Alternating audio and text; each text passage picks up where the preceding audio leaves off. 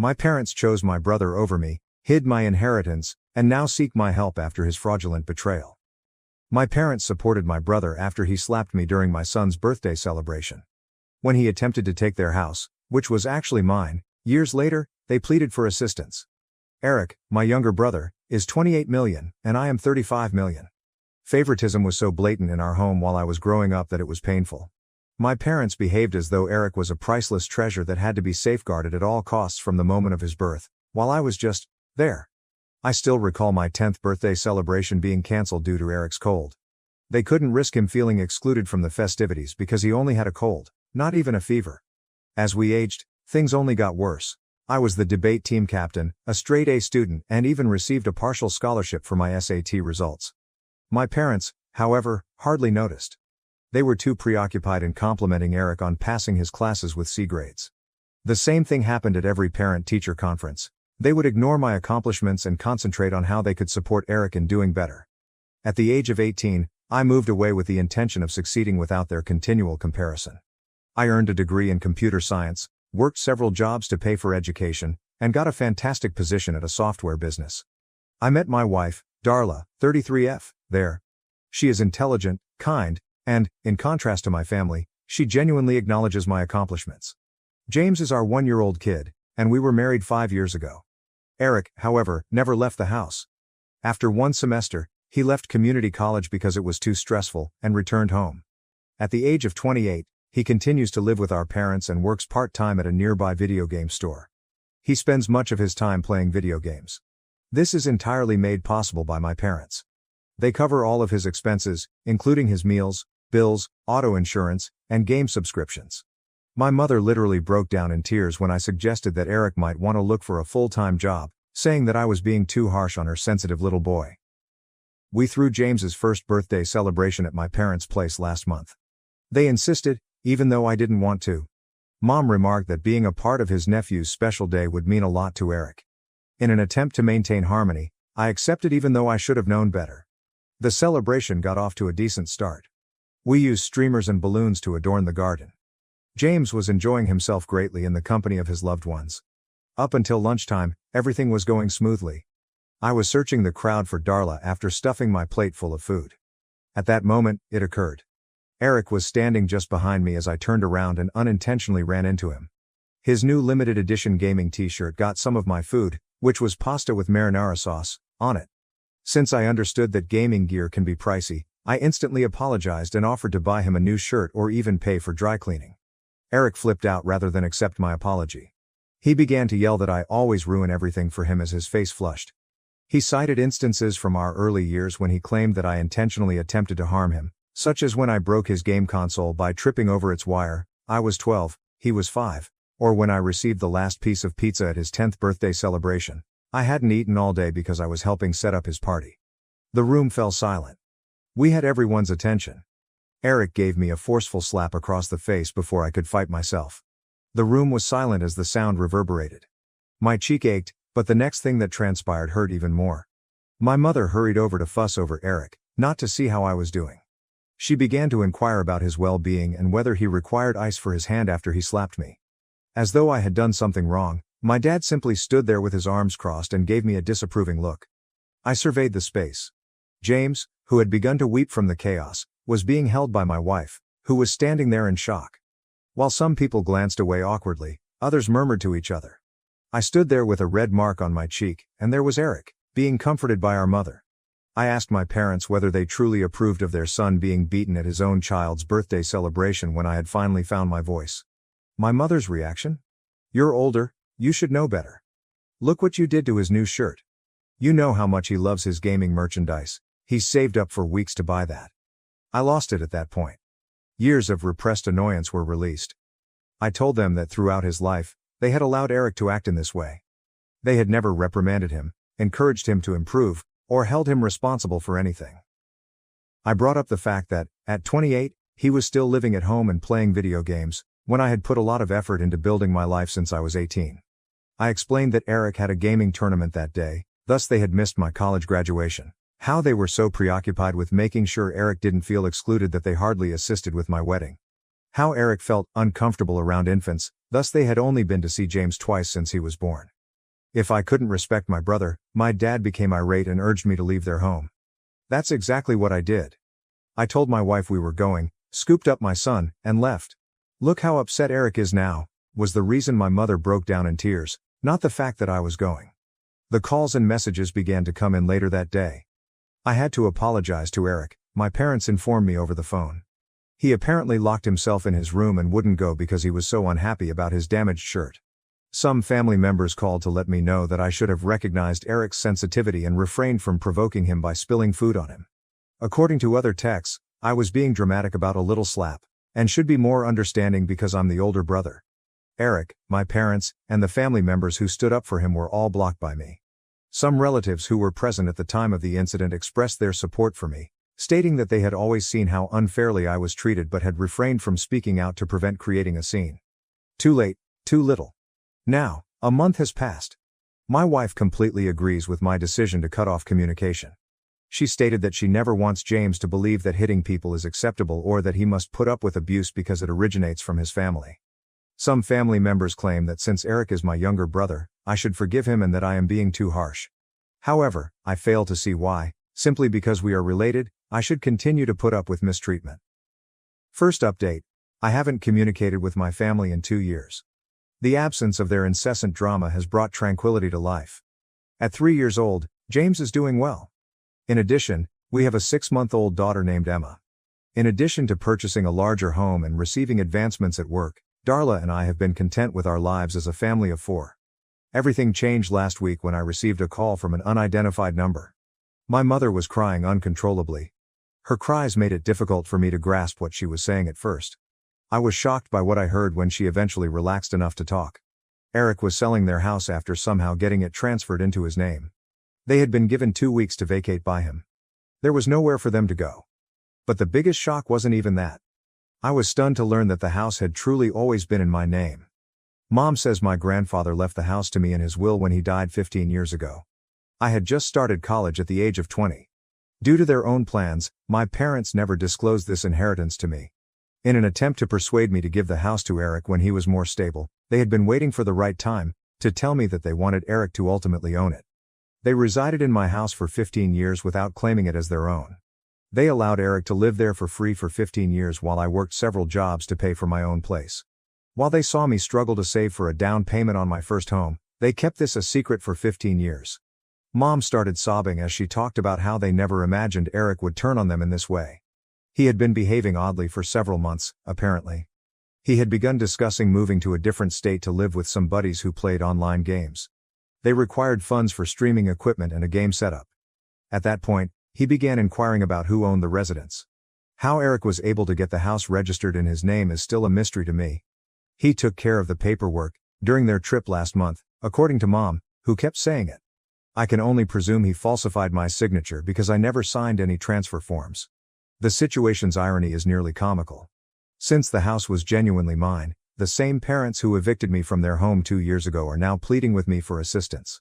The brother who attacked me during my son's birthday celebration has now betrayed them by attempting to take my belongings. Mom talked on the phone for an hour about how they were going to be homeless and that they had nowhere else to go because they had spent all of their savings on Eric over the years, including paying for his failed college attempt, purchasing his gaming gear, paying for his insurance and car payments, and even paying for his convention attendance. She also disclosed that Eric's behavior worsened after I stopped communicating with him. He declared he was going to become a professional gamer and completely quit his job. He played games all day and streamed to his modest internet fan base at night. He would have tantrums, smash things, and threaten to move out when they suggested he look for a job. My father also picked up the phone. He attempted to defend their conduct by claiming that they just had their 2 sons' best interests in mind, that they had intended to ultimately notify me about the bequest, and that they never imagined Eric would act in such a way. He even went so far as to suggest that perhaps none of this would have occurred if I had kept in touch. Without saying anything, I hung up. I received more calls from different family members pleading with me to assist my parents. Some people made an effort to guilt-trip me by bringing up their advanced age and vulnerability. Others said I was being just as evil as Eric by not helping them. Darla believes that since they are still my parents and appear to sincerely regret their situation, we ought to assist them, but I find it difficult to sympathize. For 15 years, They misled me about my own property. While I put a lot of effort into purchasing my own home, they let their golden child to reside there for free. When he attacked me in front of my family, they stood up for him. The only reason they contacted me now was to ask for something. To find out how Eric was able to get the house in his name, I got in touch with a lawyer. The attorney attested to the fact that my grandfather's will did, in fact, leave me the house. Because I never signed any transfer forms, she is investigating the documents Eric used to transfer the property and concludes that his claim to the house would not stand up in court. She added that we could file a lawsuit against him for forgery. I'm unsure right now. Since my parents are still my parents in spite of everything, I have a part of me that wants to help them. However, I also believe that they deserve this because they deceived me and allowed Eric to continue doing so for so long. Perhaps this is the wake-up call they've been waiting for to realize the true nature of their beloved golden child. First update. Although it wasn't simple, my lawyer assisted me in regaining the residence. Yes, Eric had falsified my signature on a number of documents. Additionally, he falsely claimed to have my power of attorney while lying to other agencies. After nearly 3 months of legal proceedings, Eric has been evicted and the house is once again in my name. I gained additional knowledge regarding what truly transpired during the court processes. For months, Eric had been organizing this. He had discovered my grandfather's will while searching through our parents' old papers. He began looking into ways to transfer property ownership after realizing the house was legally mine. He even used a fictitious name to join some internet communities on real estate fraud. The quality of the fake documents was very high. According to my attorney, Eric ought to have had assistance from a property law expert. Later on, we discovered that he had been using money he borrowed from our parents to pay an internet consultant, claiming the money was for gaming equipment. Eric lost it all when the police arrived to evict him. He locked himself in his room and wouldn't leave. After hours of haggling, he eventually agreed to go when the door was threatened to be broken. He would not stop yelling that we were all out to destroy his life and that everyone was against him. I was urged by my parents to allow them to remain in the house. After obtaining my location from a family member, they arrived at my house and genuinely collapsed in the driveway. They have nowhere else to go, Mom said, sobbing. Dad was crying, something I had never seen him do before, and he was apologizing for keeping the truth about my inheritance a secret. They acknowledged that they had used up all of their retirement funds on Eric, including loans they had taken out to finance his gaming career, costly gaming settings, car payments, insurance, and the tuition for the 1 semester he attended college. They had genuinely thought that one day he would succeed as a streamer and repay them. At last, Dad acknowledged that they had overindulged Eric.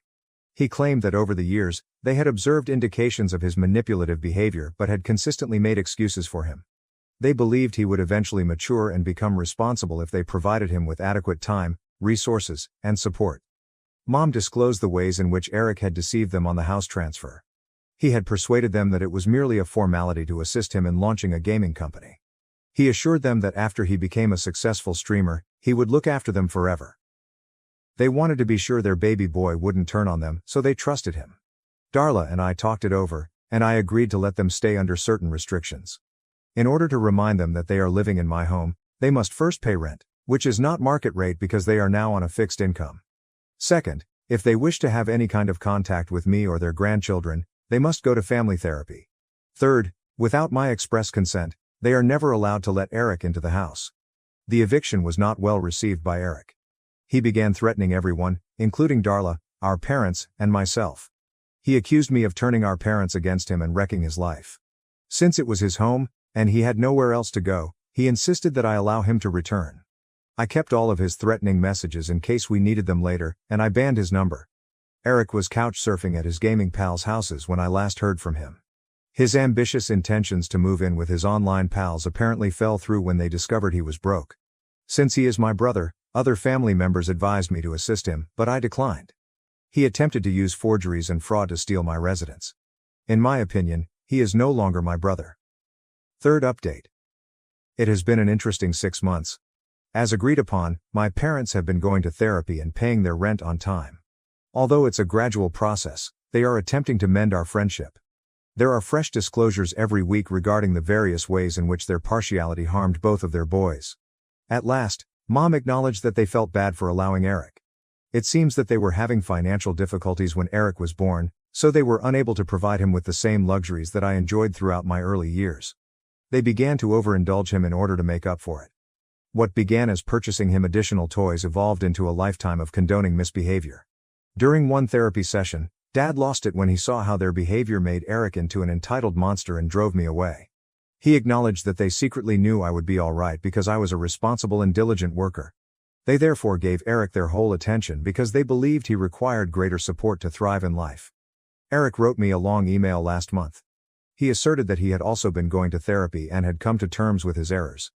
He claims that after being evicted, he reached his lowest point. His streaming career never took off, and none of his gaming pals wanted to take him in permanently. He currently shares an apartment with 3 roommates and works at a warehouse. Eric apologized in the email for everything, trying to steal the house, faking my signature, and assaulting James on his birthday. He claimed that treatment enabled him to see how his perspective of the world had been distorted by his parents' partiality. He promised to pay the rent this time and asked if he may live with our parents again. I turned down his request.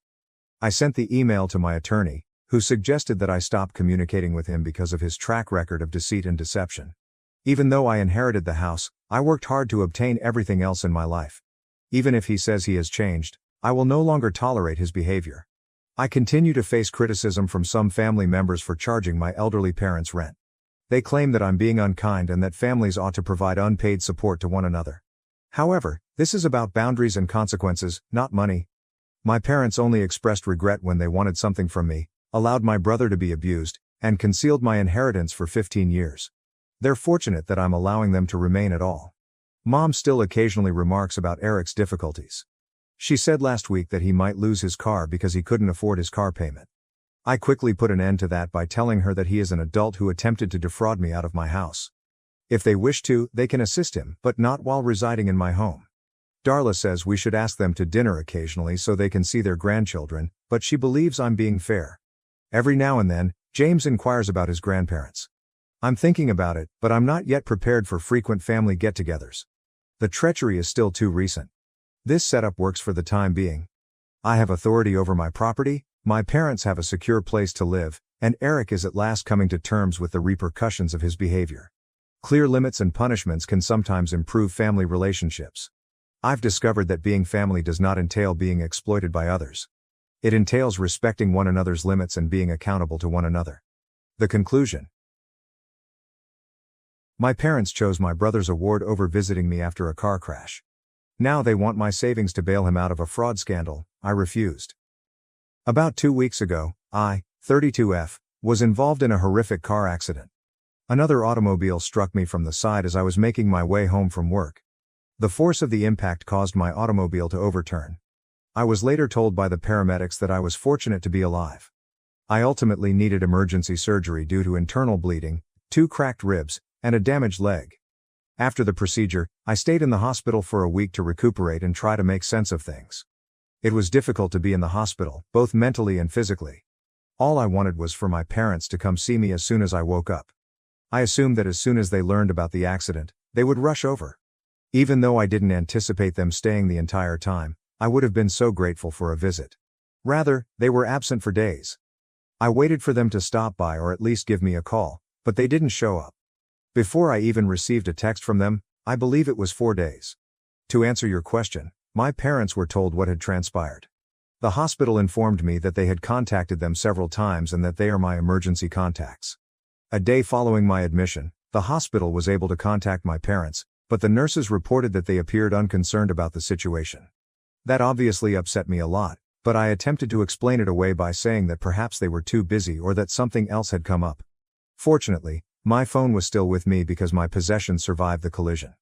Every day, at intervals of 5 to 6 hours, I texted my parents, but I never heard back. In the hospital, every day was a nightmare. I attempted to give my parents a lot of wiggle room because I really wanted to see people I knew, but it became more difficult every hour. Fortunately, I wasn't entirely alone because my pals, who reside in other states, were able to get in touch with some family members who live nearby. A family acquaintance came to visit me on the 6th day in the hospital and remarked in passing how wonderful it was that my brother was receiving recognition for his efforts at an award ceremony. I didn't know what she was discussing. She filled me in, but she appeared perplexed that I didn't know. As it happens, my parents didn't come to see me. Instead, they were at my brother's award ceremony. They were aware that I was in the hospital, but instead of helping me through a difficult period, they decided to attend my brother's special occasion. They were so busy getting ready for his big event that they had taken so long to get in touch with me. They were more concerned with their perception of his ceremony than with their daughter's injury. Let me be clear before anyone accuses me of jealously admiring my brother. I don't find it hard to see why they would be proud of him. I am aware that he is gifted and has put a lot of effort into all that he has accomplished. He has always been the golden child, which is the problem. Since we were little, he has received nothing but acclaim for everything he does, while I have largely gone unnoticed. He currently works for a large corporation and is really successful, therefore this award meant a lot to him.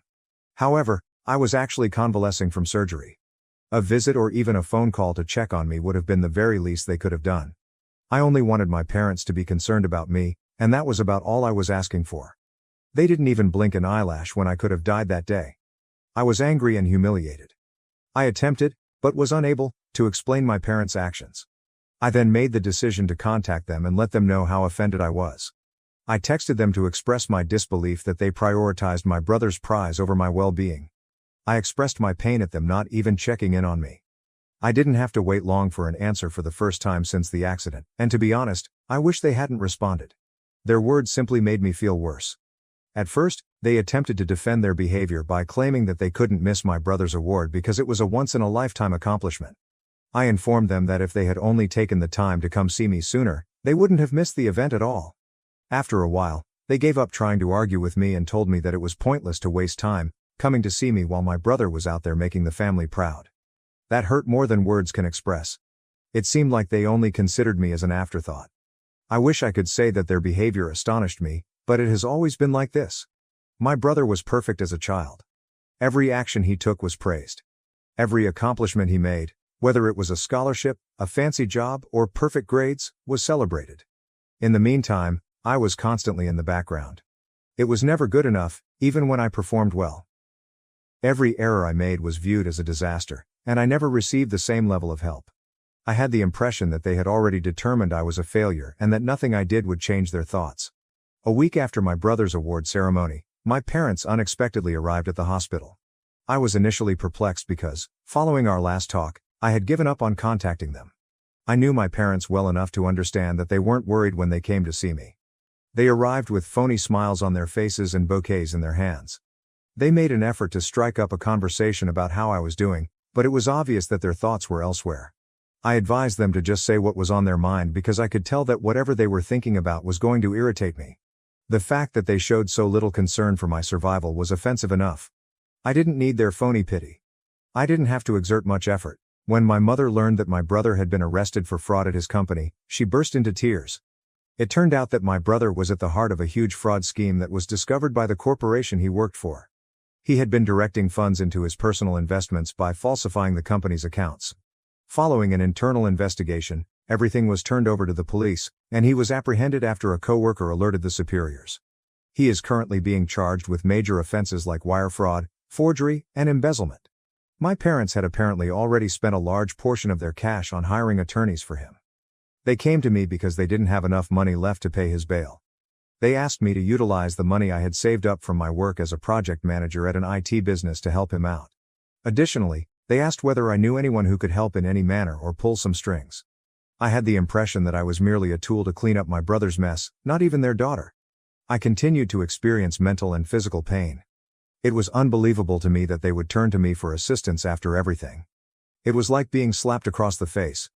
When I was laying in a hospital bed after surgery, afraid and alone, they didn't give a damn. But now that their favorite child was in danger, they needed me. I felt bad about it. Perhaps I ought to have assisted for the benefit of my family. The other side of me, though, was angry. The same brother who has always had everything handed to him, why should I save him? My parents have always protected him, so he has never experienced any repercussions. Now, they expect me to do the same. I informed them that I would not assist. I said that even if I did have the money, I wouldn't feel obligated to help him out. I made it obvious who they cared about more and reminded them that they hadn't even come to see me yet. They insisted that I was being self-centered and that families should be together. I couldn't get myself to care, even though they said I would regret not helping my brother.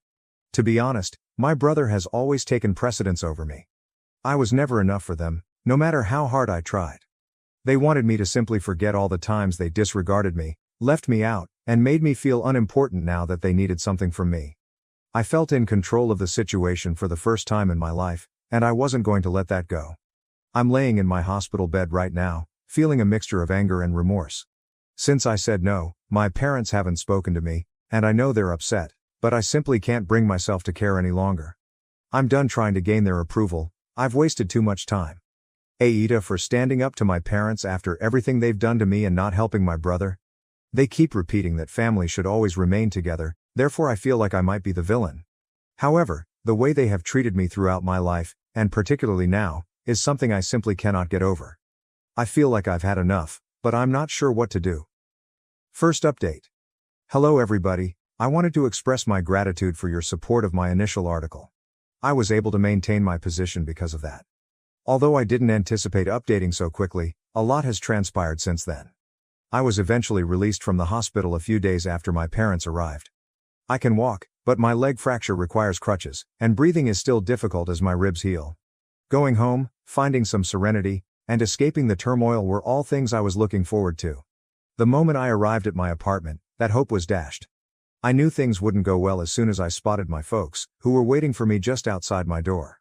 They must have called the hospital to find out the precise time of my discharge because I hadn't told them. They wasted no time at all. They began hammering me before I could even remove my keys.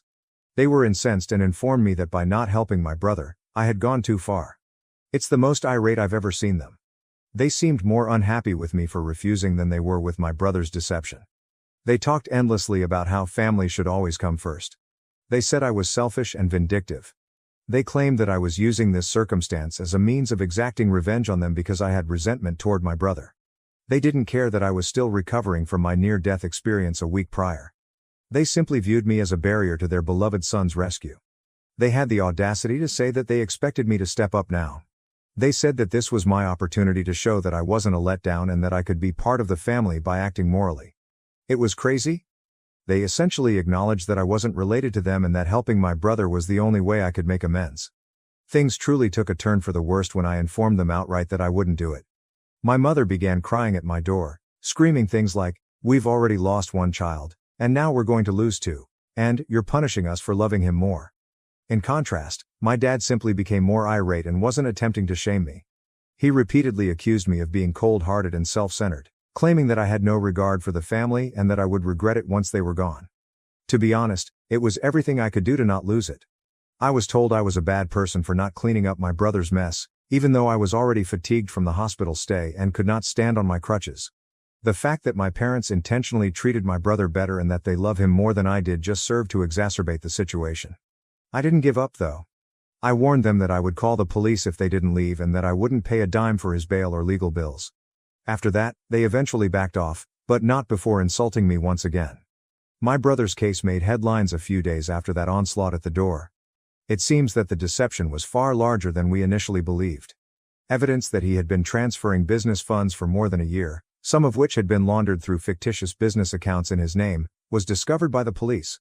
Additionally, as part of a broader inquiry, they found that he had assisted several colleagues in concealing their embezzled funds.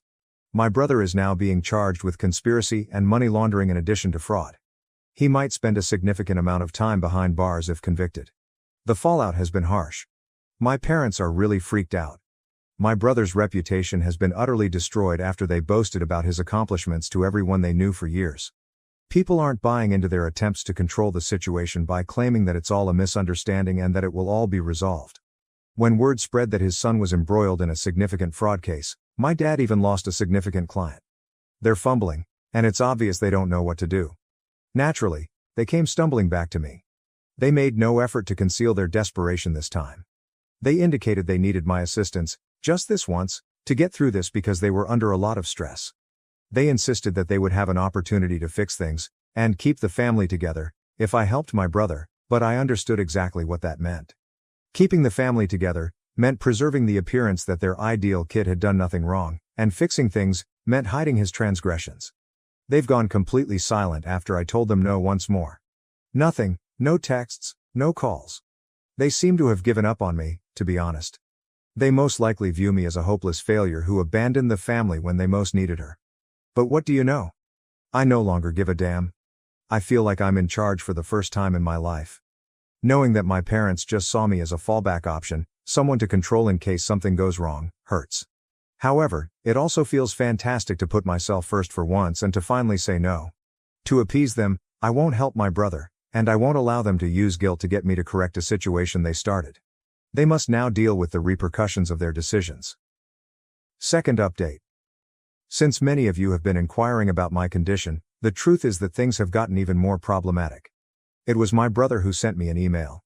Since he doesn't have access to a phone while incarcerated, he persuaded one of his friends, who still maintains his innocence, to contact me on his behalf. I was initially inclined to simply remove it without reading it. I assumed it was just another attempt to use guilt to get me to assist him. However, my curiosity overcame me, and I opened it. My brother said he was being framed in the email. Although he vowed he wasn't the mastermind, he acknowledged that he was a part of the fraud at his company. He claims that the superiors used him as a scapegoat to hide their own wrongdoing.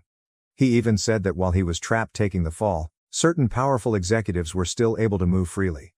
He pleaded with me for assistance, not for our parents but because he believed that I was the only one who could save the family from disintegrating entirely. I was genuinely offended by that line. Perhaps it was because my brother finally admitted how poisonous our parents have been. He acknowledged that they have consistently mistreated me and exploited him to stroke their egos. Seeing him acknowledge that was odd because he had always complied with it. I couldn't get rid of the impression, though, that he was just saying anything he felt would persuade me to assist him. He also said that I should help him by saving the family, which is what my parents have been saying ever since this fiasco began. I kept asking myself if there was any truth to what he was saying, even though I promised myself I was done with all of this. Could it be that he was actually being set up? What if I was mistaken about how huge this was? I wanted to know for sure, part of me. I therefore made the decision to investigate. I mentioned the problem to a buddy of mine who is a lawyer and whom I trusted. Since they were not involved in the case, they were unable to provide me with a complete legal breakdown. However, they did offer me some guidance on where to find additional information. After doing some additional research, I discovered that my brother's story wasn't entirely untrue. There was no doubt that he was a fraudster. However, based on my understanding, it appeared that he wasn't the one controlling everything. Evidently, he was not the only victim of the fraud plan. My brother was utilized as a pawn by several high-level executives who had been transferring corporate funds for years. Since he was responsible for overseeing specific accounts, he was held solely responsible when things went south. My brother was left holding the bag because these superiors had purposefully separated themselves from the grunt work. I felt torn after learning all of this. I was upset that he was involved in something so dubious in the first place. On the one hand, he was involved in a serious crime regardless of whether he was the mastermind or merely a pawn. He wasn't just an innocent bystander who unknowingly became involved in anything. He followed through because he knew what he was doing. Most likely, he believed he would never be caught. However, I did feel a little sorry for him at the same time. Knowing that he was exploited by those with greater strength and expertise in hiding their trails is difficult.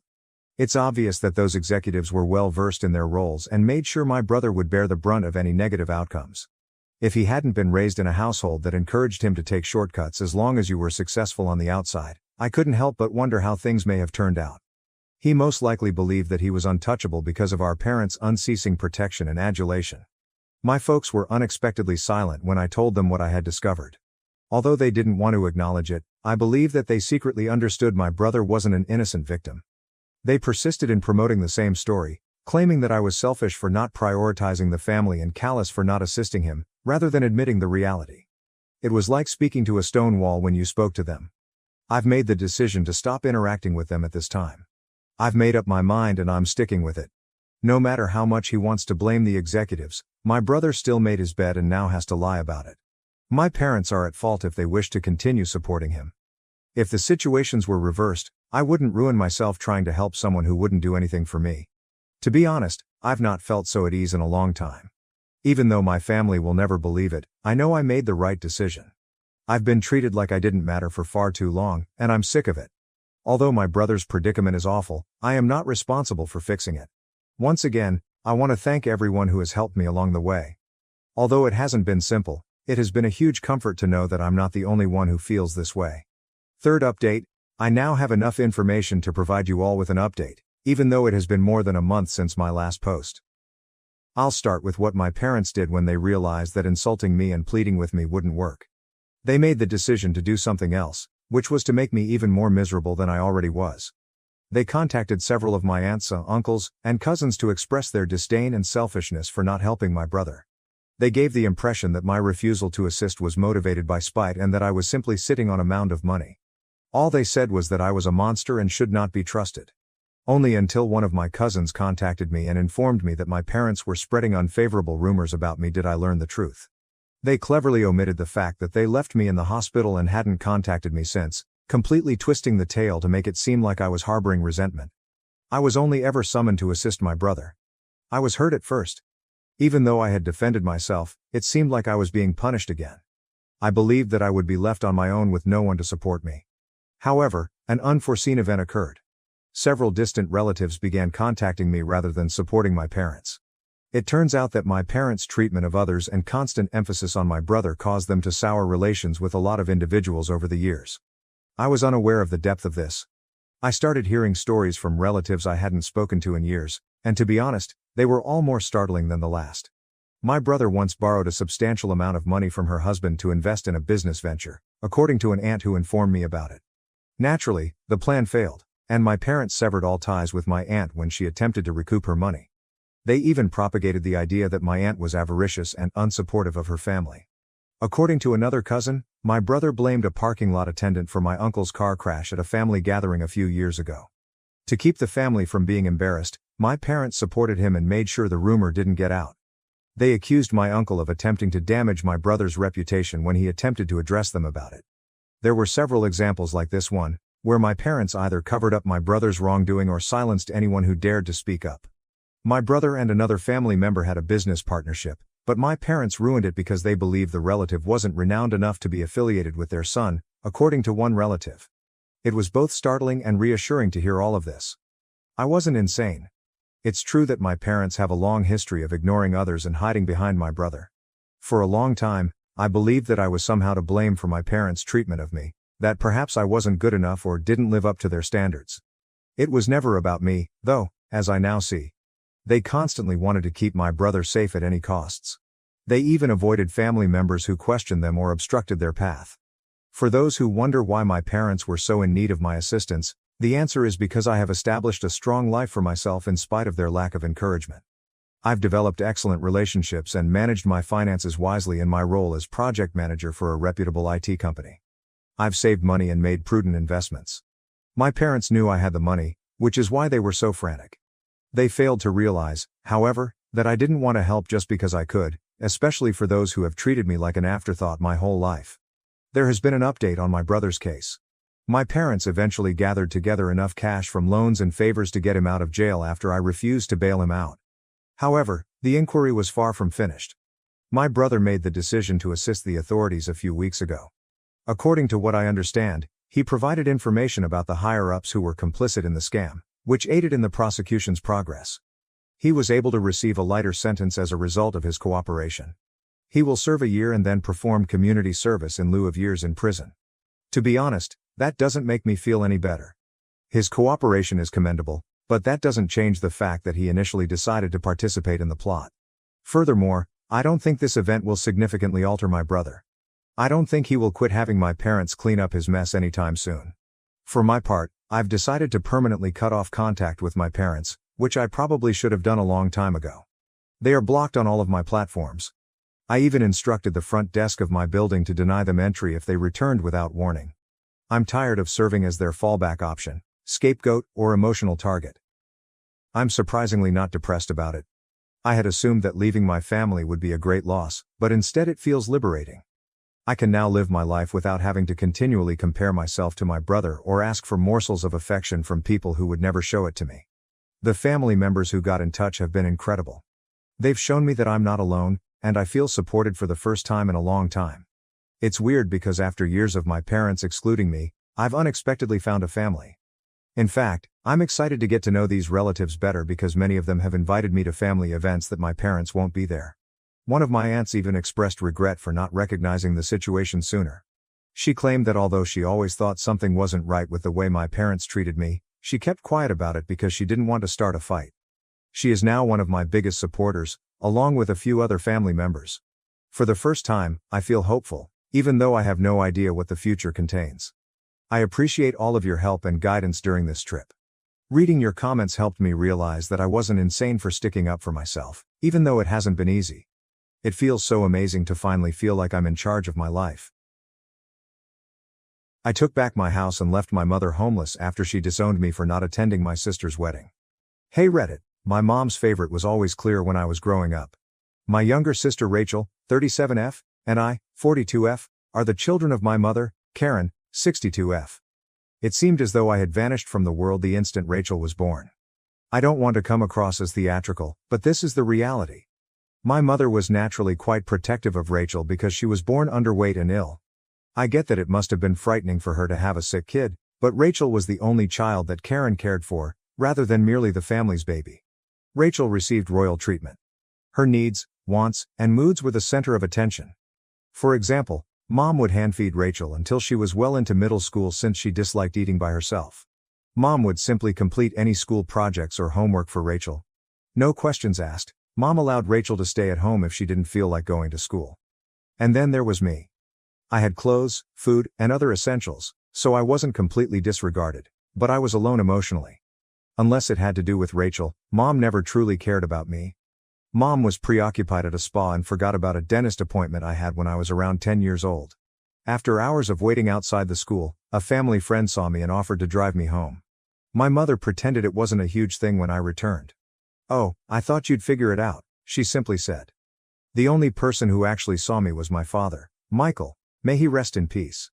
He wasn't home as much as I would have liked because he worked so much, but when he was, he tried his best. When Karen and Rachel weren't there, Dad and I would go out for movies or ice cream. He would give me extra cash for birthdays or school outings, but he would urge me not to tell my mother. In retrospect, I believe he was attempting to compensate me for feeling so unnoticed. But Dad could not deny the favoritism no matter how hard he tried. Everything was always better for Rachel. I had to save money or work for what I desired. Rachel, however, only needed to ask, and it would materialize. I requested a bike one Christmas, and Rachel made a last-minute request for the same item. Rachel received a brand new, gleaming bike beneath the tree on Christmas morning. I received some socks. "You're older," Mom responded when I inquired why. "You can get one for yourself by saving money." However, it was more than just material possessions. Rachel's happiness was Karen's obsession. Mom would move quickly to resolve whatever small problem Rachel was having, such as a friend not texting her back or receiving a poor grade. I quickly learned not to bother going to her for anything, though, as she would tell me to stop being so dramatic, or figure it out like an adult, whenever I was upset about something.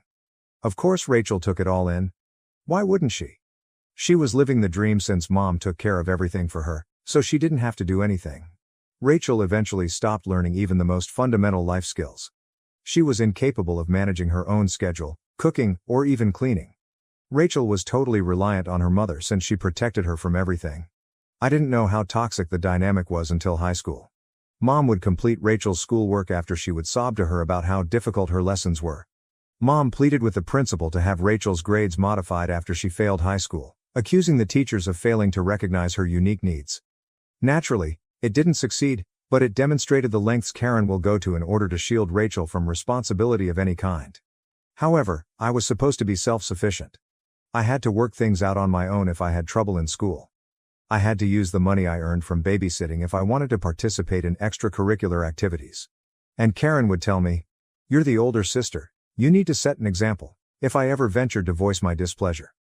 I was eager to be out of high school by the time I graduated. I never looked back after enrolling at a college in a different city. I never made a better choice than to move away. I was able to breathe for the first time. I didn't have to compete for Karen's attention or continually compare myself to Rachel. I might simply be myself. Rachel, meanwhile, remained at home and didn't leave until she was 26 years old and married. Karen continued to be involved in her life even at that point, phoning her 5 times a day to inquire about topics like, "What did you eat?" or "How is your hubby doing?" She even unexpectedly came up to bring Rachel groceries or clean her house, even though Rachel and her husband were more than capable of handling those tasks on their own. For my part, I was going about my life. I obtained a job after graduating from college and began constructing my future. Dad kept in touch with me by giving me frequent phone calls and coming to see me when he could. Not so much Karen. She would occasionally comment on my Facebook posts or send me a birthday text, but that was about it. I honestly didn't give a damn. Her unrelenting criticism and partiality no longer burdened me, and I was joyful. In hindsight, I believe Karen's fixation on Rachel stemmed from a desire for control. She never allowed Rachel to grow up because she wanted her to always be in need of her. I had to fend for myself after being thrown out of the nest early. Although it was painful at the time, I now consider it a blessing. While Rachel became totally dependent on Karen, I learned to stand on my own 2 feet. The dynamic remained the same even after I left. Karen was Rachel's facilitator, I was the forgotten child, and Rachel was the golden child. Some things never change, which is humorous. Not funny haha, but funny in a depressing manner. But everything did 11 years ago. At first, Dad's frequent coughing didn't seem like a huge concern. He blamed it on a recalcitrant cold or allergies. However, he didn't get better as the weeks stretched into months. He actually grew worse. He was usually exhausted, breathless, and simply not himself. Nevertheless, he continued to labor because he was a selfless, industrious man who always put the needs of others before his own. Karen didn't appear to notice at all. She was too preoccupied with her daily schedule of yoga sessions, spa visits, and whatever else occupied her time. After her first marriage ended, Rachel was back at home by that point. She didn't appear to be really worried about Dad's health, and she wasn't working either. They seemed unwilling to face the inconvenience of admitting that something was amiss. I was trying to keep some distance from all the family dysfunction while establishing my career in a distant place. During our frequent phone conversations, I could sense that something wasn't right. He sounded more worn out and weaker. He dismissed my question about whether he had seen a doctor, claiming to be all right. I knew he wasn't though. When he eventually went to the hospital following an especially severe coughing spell, things reached a breaking point. A serious lung infection was the diagnosis. When I learned, I immediately dropped everything and ran home. I was appalled when I arrived. Dad was laying in bed by himself, looking so weak and ill. Rachel and Karen? They were out getting manicures. Karen pretended to be shocked to see me when they returned. She even attempted to give me a hug, but I refused. When I questioned her why she wasn't with Dad, she said that she had errands to run. Both had recently had their nails done and were carrying shopping bags, so it was clear they had just left the spa. I spent as much time as I could with Dad when he was admitted to the hospital. Every now and then, Karen would stop by, but only for a few minutes. Rachel? She said it was too hard for her to see him in that state, and she hardly turned there at all. I was balancing everything at the same time, including communicating with doctors, controlling his medicine, and attempting to make him comfortable. On most nights, I even slept in a chair by his bed. It was frustrating that Karen didn't participate. It's not like she was too busy to be there because she didn't work. However, she pretended that going to the hospital was a huge hassle. The day she stated, "He's in good hands with the nurses," will always stick in my memory. Should I just sit there, or what? Yes, Karen, supporting your husband is exactly what you're meant to do. Dad was released from the hospital after a week. We hired a nurse to assist at home because he still required round-the-clock care. Karen was expected to take charge and assume greater responsibilities, yet she continued to be untrustworthy. She would leave for hours to run errands, only to return with shopping bags, or she would fail to give him his medications on time. On one occasion, she chose to stop at the salon before picking up an oxygen tank for him. I had already made arrangements for someone else to deliver it by the time she arrived home. Rachel wasn't any better. She said she avoided Dad completely because she couldn't bear to see him in such a vulnerable state. She spent much of her time in her room watching TV or browsing on her phone. She even went on vacation with her friends during one of Dad's worst bouts, leaving me to manage everything by myself. In the end, I resigned my job to care for Dad full-time. To be honest, I didn't want to leave him alone with Karen or Rachel, and I didn't trust them to do it. He was worthy of better. In order to keep him from feeling lonely, I prepared his meals, assisted him with his physical therapy, and made sure he had company. I loved him, so even though it was exhausting, I would do it all over again if I had to. As Dad's health deteriorated, Karen did make an attempt to work harder, but it was too late. She would sit next to him, but she would be glued to her phone, either talking to Rachel or posting on social media. It seemed as though she was unable to fully focus on him. Rachel only arrived after being coerced by Karen, and even then, she would excuse herself and depart after a short while. A few months later, Dad died. The nurse, I, and a few of his friends who had come to bid him farewell were all around him. Rachel and Karen. They weren't present. Rachel was out with friends, and Karen had gone to some sort of wellness retreat. When it became apparent that Dad was running low on time, I contacted both of them, but they did not answer. The funeral went by quickly. I was tired and heartbroken, but I still had to put up with the bullshit from Rachel and Karen. As though she hadn't been ignoring all the warning signals for months, Karen talked to her friends about how unexpected Dad's death was for the majority of the funeral. Rachel made a huge show of crying, but it felt so forced. She hadn't given a damn when it counted. Dad's attorney called me a few weeks after the funeral to discuss his will. I was hoping for a tiny inheritance or a memento, but nothing more. However, I was taken aback when I met with the attorney. Dad had bequeathed the house, his savings, and his assets to me. Rachel and Karen received nothing. Given how little his wife and youngest daughter cared for him, I could only imagine how much anguish Dad must have been going through in his last months. He expressed his appreciation for everything I'd done for him by leaving everything to me. It caused a firestorm, though. When Karen and Rachel learned, they were furious. In fact, Rachel yelled at the attorney, stating that she could never be subjected to this treatment by her father. Karen called and insisted that I give them a piece of the inheritance. I declined. For the sake of my sanity, I disconnected from Rachel and Karen. Their sense of entitlement was draining. I eventually met my husband after relocating to the city where I was employed and concentrating on starting again. We relocated abroad for his work, got married, and had a baby. To be honest, I didn't feel the need to tell Karen or Rachel about it because it was a new beginning. After a few years, I became a mother to my daughter. Karen appeared at my place out of the blue. It was unexpected to see her at my door as I hadn't spoken to her in years. She appeared more worn out and less put together. She sobbed, expressed regret, and expressed her want to be involved in my daughter's life. She even acknowledged that she felt bad about the way she raised me. She said she just wanted to make amends because she had been living with remorse ever since Dad died. Although I must admit that I didn't trust her, I chose to give her a chance. It was all right for a time. Karen would occasionally send gifts and make video calls to see how my daughter was doing. For once it felt normal. Then, predictably, the hints began. I thought it would go away, so I disregarded Karen when she casually said how hard life had been for her since I took everything, or how she was having financial difficulties. Karen gave me a call around a month ago. The fact that she seemed enthusiastic made me uneasy right away because Karen doesn't call unless she needs something. She struck up a discussion by inquiring about my spouse and daughter, which was already strange. Then she revealed the shocking news that Rachel was getting married once more. As you recall, Rachel's first marriage ended almost a year later. She never really put her life back on track after moving back in with Karen. Rachel and I hadn't spoken for more than 10 years, so this news was unexpected. Karen talked endlessly on Rachel's significance of this wedding, how it was a new beginning for her, and how pleased the family would be. I congratulated her, was courteous, and assumed that was the end of it. But obviously not. Karen went on to say something like, "You know, Rachel has had a really difficult time organizing this wedding within her budget. After everything she's been through, she deserves a lovely day." I knew where this was going, so I said nothing. "I was hoping you could help out with the expenses," she finally added. "Considering everything your father left you, it's the least you can do." I was astounded. To begin with, Rachel and I don't even communicate. Second, what level of entitlement is required to demand payment from someone who isn't even invited to the wedding? Indeed, Karen made it apparent that I was not invited. "Oh, we assumed you wouldn't want to travel with a baby, but of course you're welcome to come," Karen said in an attempt to backtrack when I brought this up. "Your sister is getting married, so you don't need an invitation." I bluntly told her no.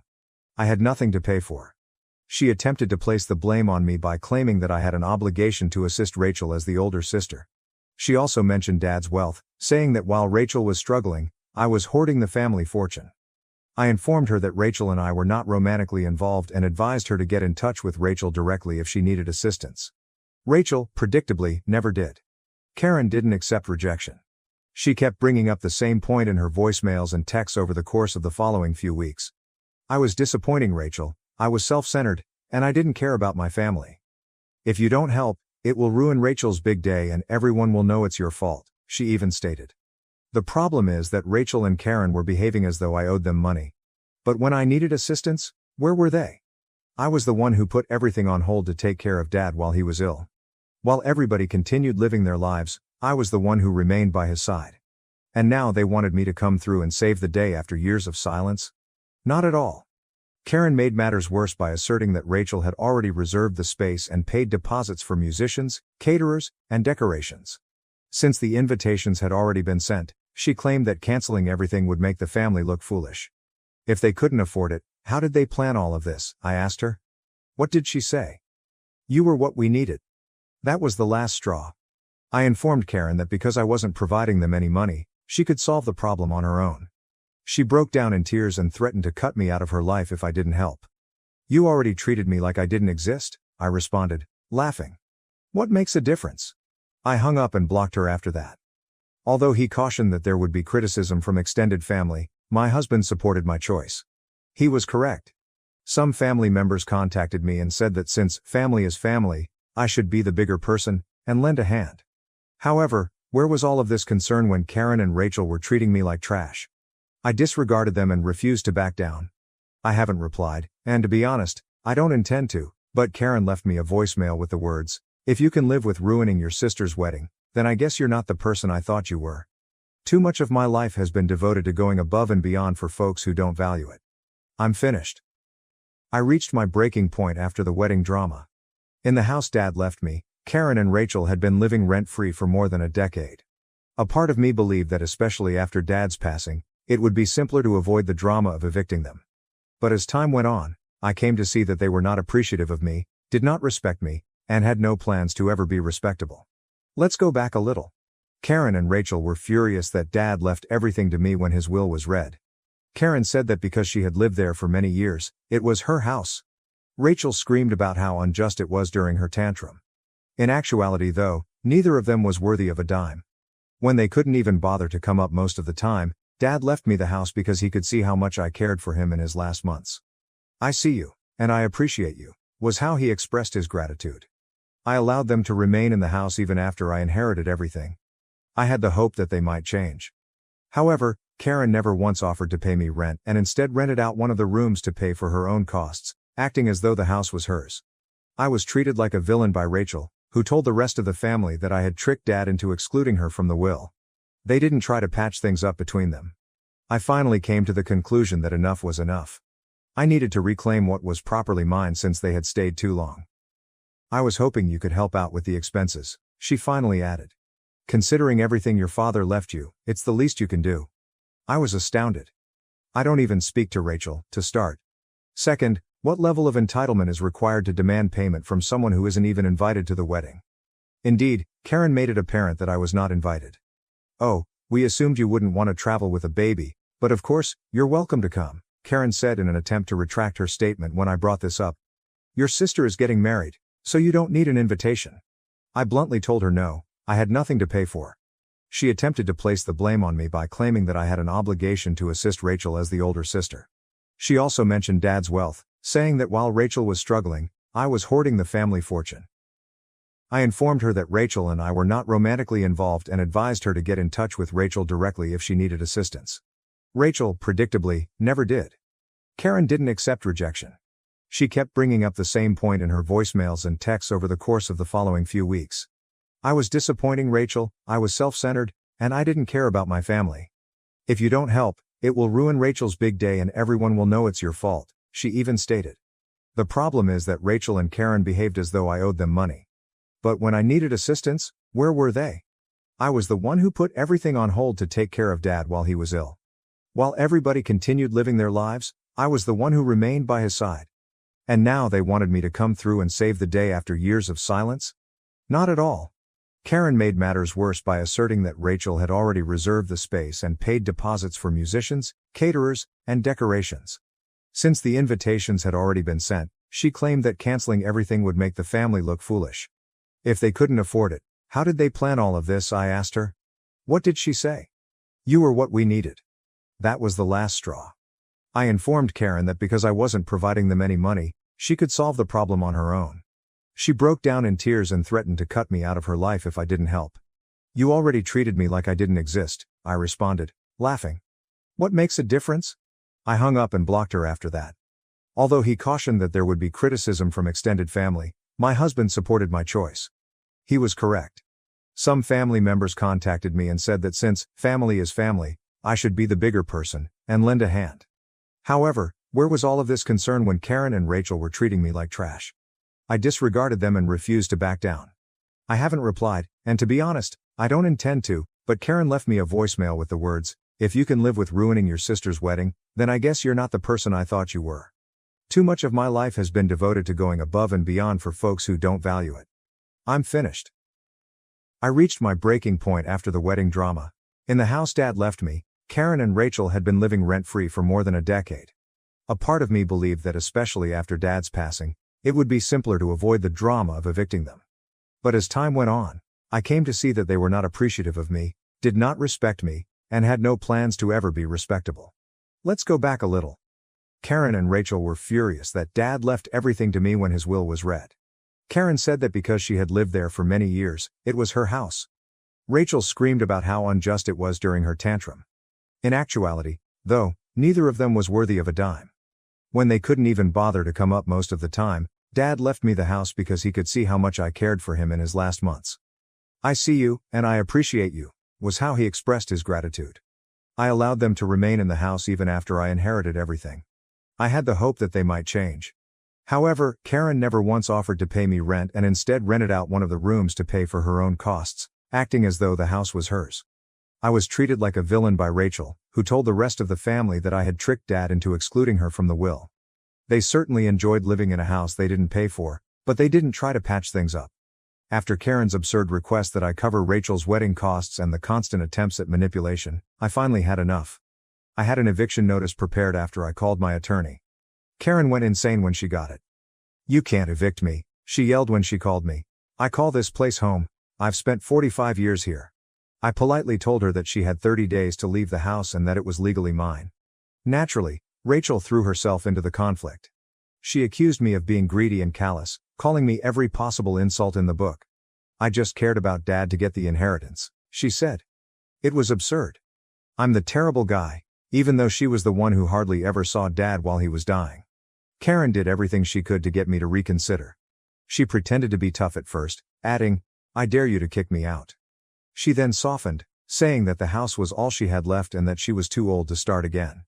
"I'm not going anywhere." As if it wasn't the place I should have been collecting rent on for years, she even sobbed about how she had been renting out a room to make ends meet. It didn't work. Her attempt to guilt-trip me by asking, "What would your dad think if he saw you throwing your mother out on the street?" was the last straw. "Dad left me the house for a reason," I explained to her. "Perhaps he would still be alive if you had given him even half the attention you gave to spa sessions." I realized that was harsh, but I had had enough of sugarcoating things. Karen had to deal with the repercussions of her decisions. The eviction wasn't warmly received by Rachel either. She made a huge deal out of telling Karen to temporarily move in with her. She boasted to every one of her relatives over the phone that she was supporting Karen and that she didn't require anything from me. She seemed to want a round of applause for performing the absolute minimum, and it was all very performative. On the 26th day of the 30-day notice period, Karen left. I didn't even make an effort to appear. To oversee the transition, I engaged a property manager. I had the house refurbished and cleaned after it was vacant. I made the trusting decision to rent it to the brother of a family friend. Knowing that the house would eventually be occupied by individuals who valued it was a pleasant feeling.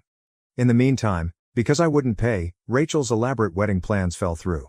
She was forced to move from an elegant lakefront location to a municipal hall. It seems that this embarrassed a number of people in their social circle, and Rachel's fiancé wasn't pleased either. He didn't even want a large wedding, it turns out. Shortly after Karen moved in with Rachel, I began to hear rumors of trouble in paradise because Rachel had assured him she would find a way to pay for it, which was obviously code for "my sister will pay." Having his mother-in-law as a frequent visitor to the residence did not sit well with Rachel's husband. As usual, Karen felt compelled to interfere in their lives. She would make fun of Rachel's cooking, or remark on how Rachel's husband managed the house, and overall be a pain in the neck. Some family members have attempted to use guilt-tripping to get me to forgive Rachel and Karen. They insist that I should have allowed Karen to remain in the house and that I have gone too far. But to be honest, I don't give a damn. I don't care about these people's thoughts anymore because they remained silent when I was being tormented. Let's go on to the final update now. I believed that I would finally be at peace after Karen moved in with Rachel. I cut off most of the toxic relatives who tried to guilt-trip me into forgiving Karen and Rachel, rented out the house, and concentrated on my family. I must admit that I was relieved when I didn't hear from them for a time. Naturally, though, that didn't last. I received a contact from a mutual relative inquiring whether I had heard anything about Karen and Rachel's situation around 2 months after the eviction. I hadn't, and I wasn't sure I cared, to be honest. But I had to ask since I was so curious. They told me things that were both frustrating and, dare I say it, gratifying. Chris, Rachel's husband, apparently had enough of Karen's interference and issued Rachel a final ultimatum: either she leaves or I leave. Due to the wedding fiasco, Rachel was already at odds with him. Do you recall that she had promised him a lavish wedding, which I was supposed to pay for? Rachel felt ashamed in front of her friends and his family when they were forced to settle for a modest town hall ceremony when things didn't work out. There was a lot of friction in their relationship as a result of her disregarding Chris's warnings not to overextend financially. Things only got worse when Karen moved into their house. Chris's cuisine, his parenting skills, they have a toddler, and even his communication with Rachel were all criticized by Karen. Ironically, given her own financial mess, she would advise them on how to handle their money. For a while, Chris tried to put up with it, but after one very heated argument in which Karen accused him of not being man enough to care for his family, he told Rachel that it was either him or Karen. Rachel pleaded with him to change his mind, but he refused. The worst part is that Karen didn't go out in silence. She lost it when Rachel informed her of Chris's ultimatum. She also threatened to remove Rachel from her will, which was a pointless threat given that Karen had nothing to leave behind, and accused Rachel of abandoning her like everyone else. After they got into a heated dispute, Rachel, who was probably embarrassed and upset, advised Karen to work it out on her own. Where has Karen disappeared to? Not surprisingly, she made an attempt to get in touch with me. She asked me if I would think about allowing her to return to the house via email. Yes, an email, as I had blocked her on all other platforms. She wrote on how harsh life had been to her and how, as a mother, she had always tried her hardest. She even attempted to present it as a chance for us to mend and re-establish our bond. I didn't even think to answer. Her deceptive strategies were now just depressing. Karen attempted to use guilt-tripping to persuade some extended family members to take her in after I failed to respond. The majority of them flatly refused, most likely due to their observation of her methods. A distant cousin consented to let Karen stay for a short while, but she was asked to leave after just 3 weeks. Evidently, the cousin had had enough of her persistent complaints and demanding demeanor. Rachel is currently coping with the consequences of her choices. Although Chris stayed with her, their relationship is apparently in very bad shape.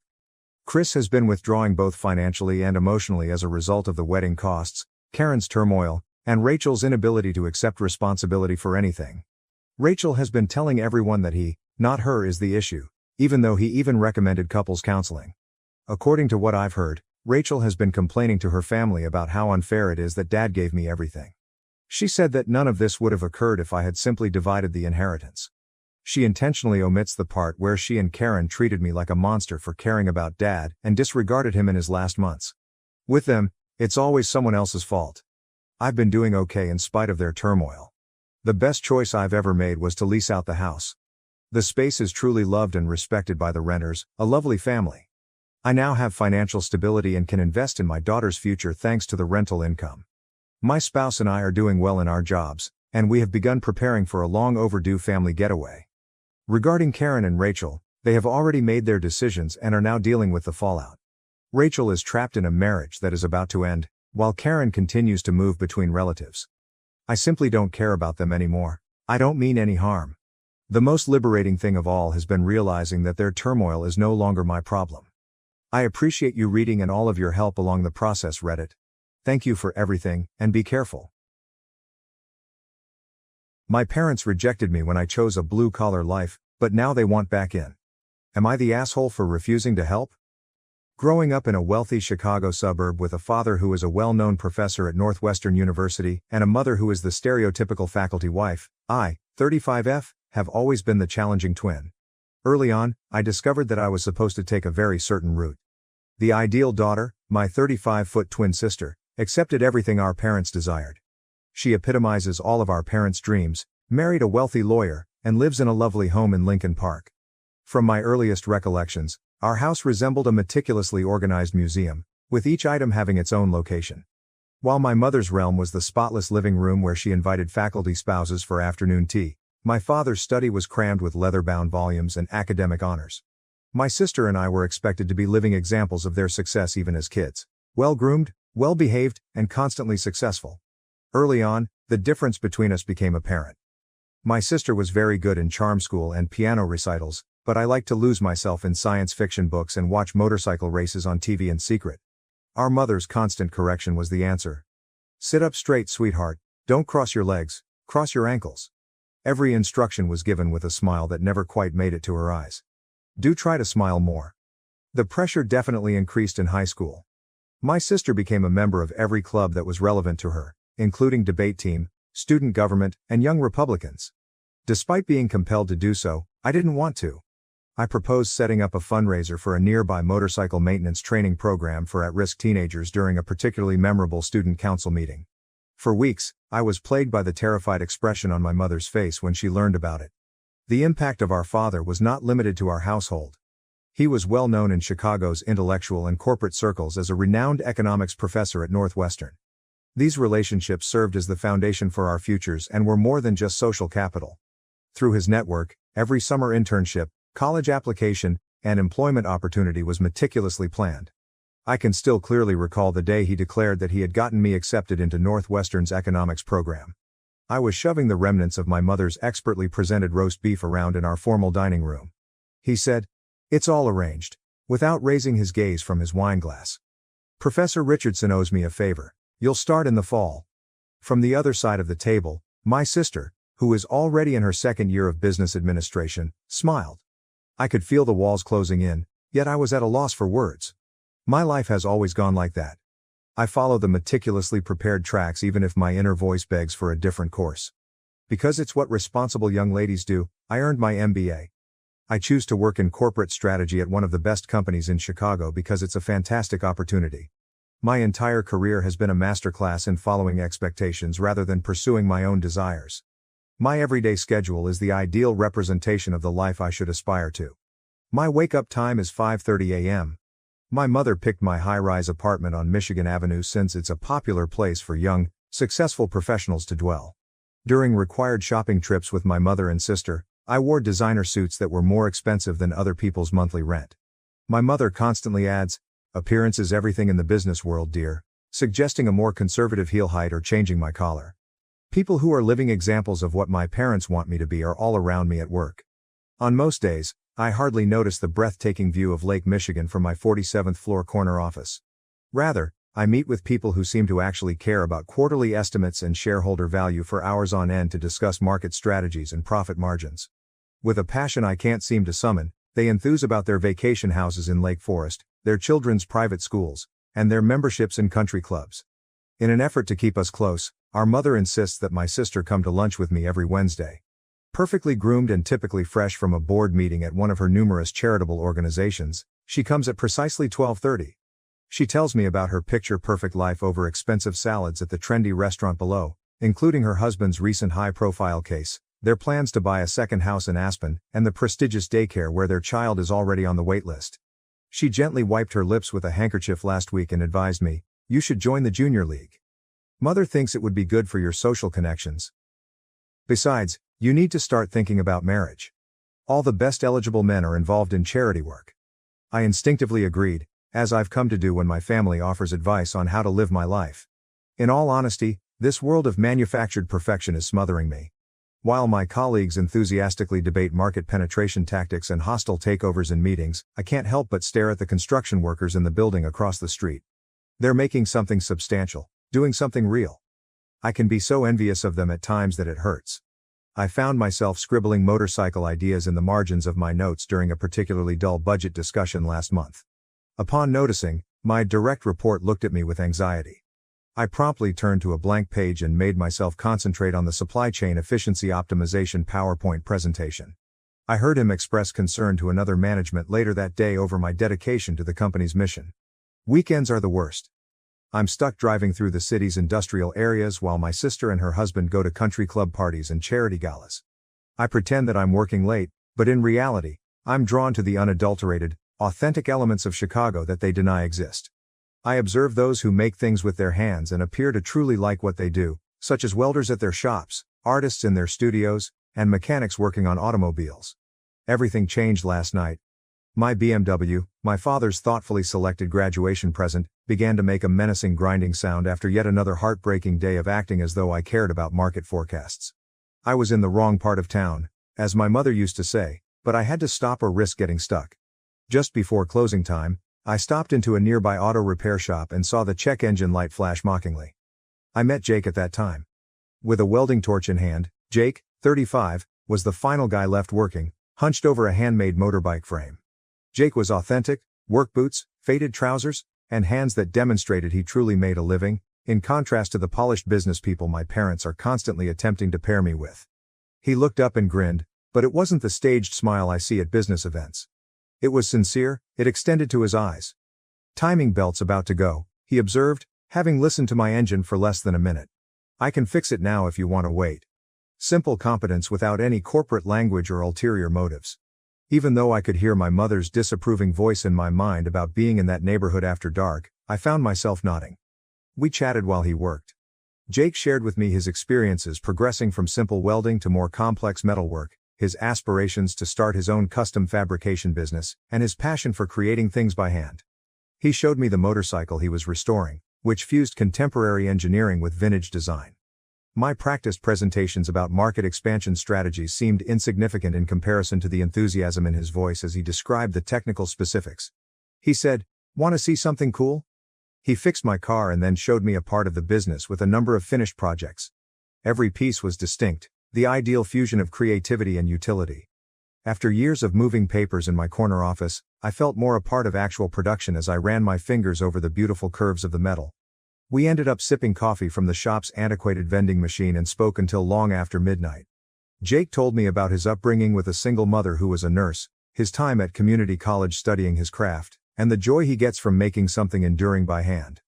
I started talking more about my life, including the oppressive expectations, the constant comparisons to my sister, and the increasing sense that I was living someone else's fantasy. "You know," he began slowly, "metal's interesting.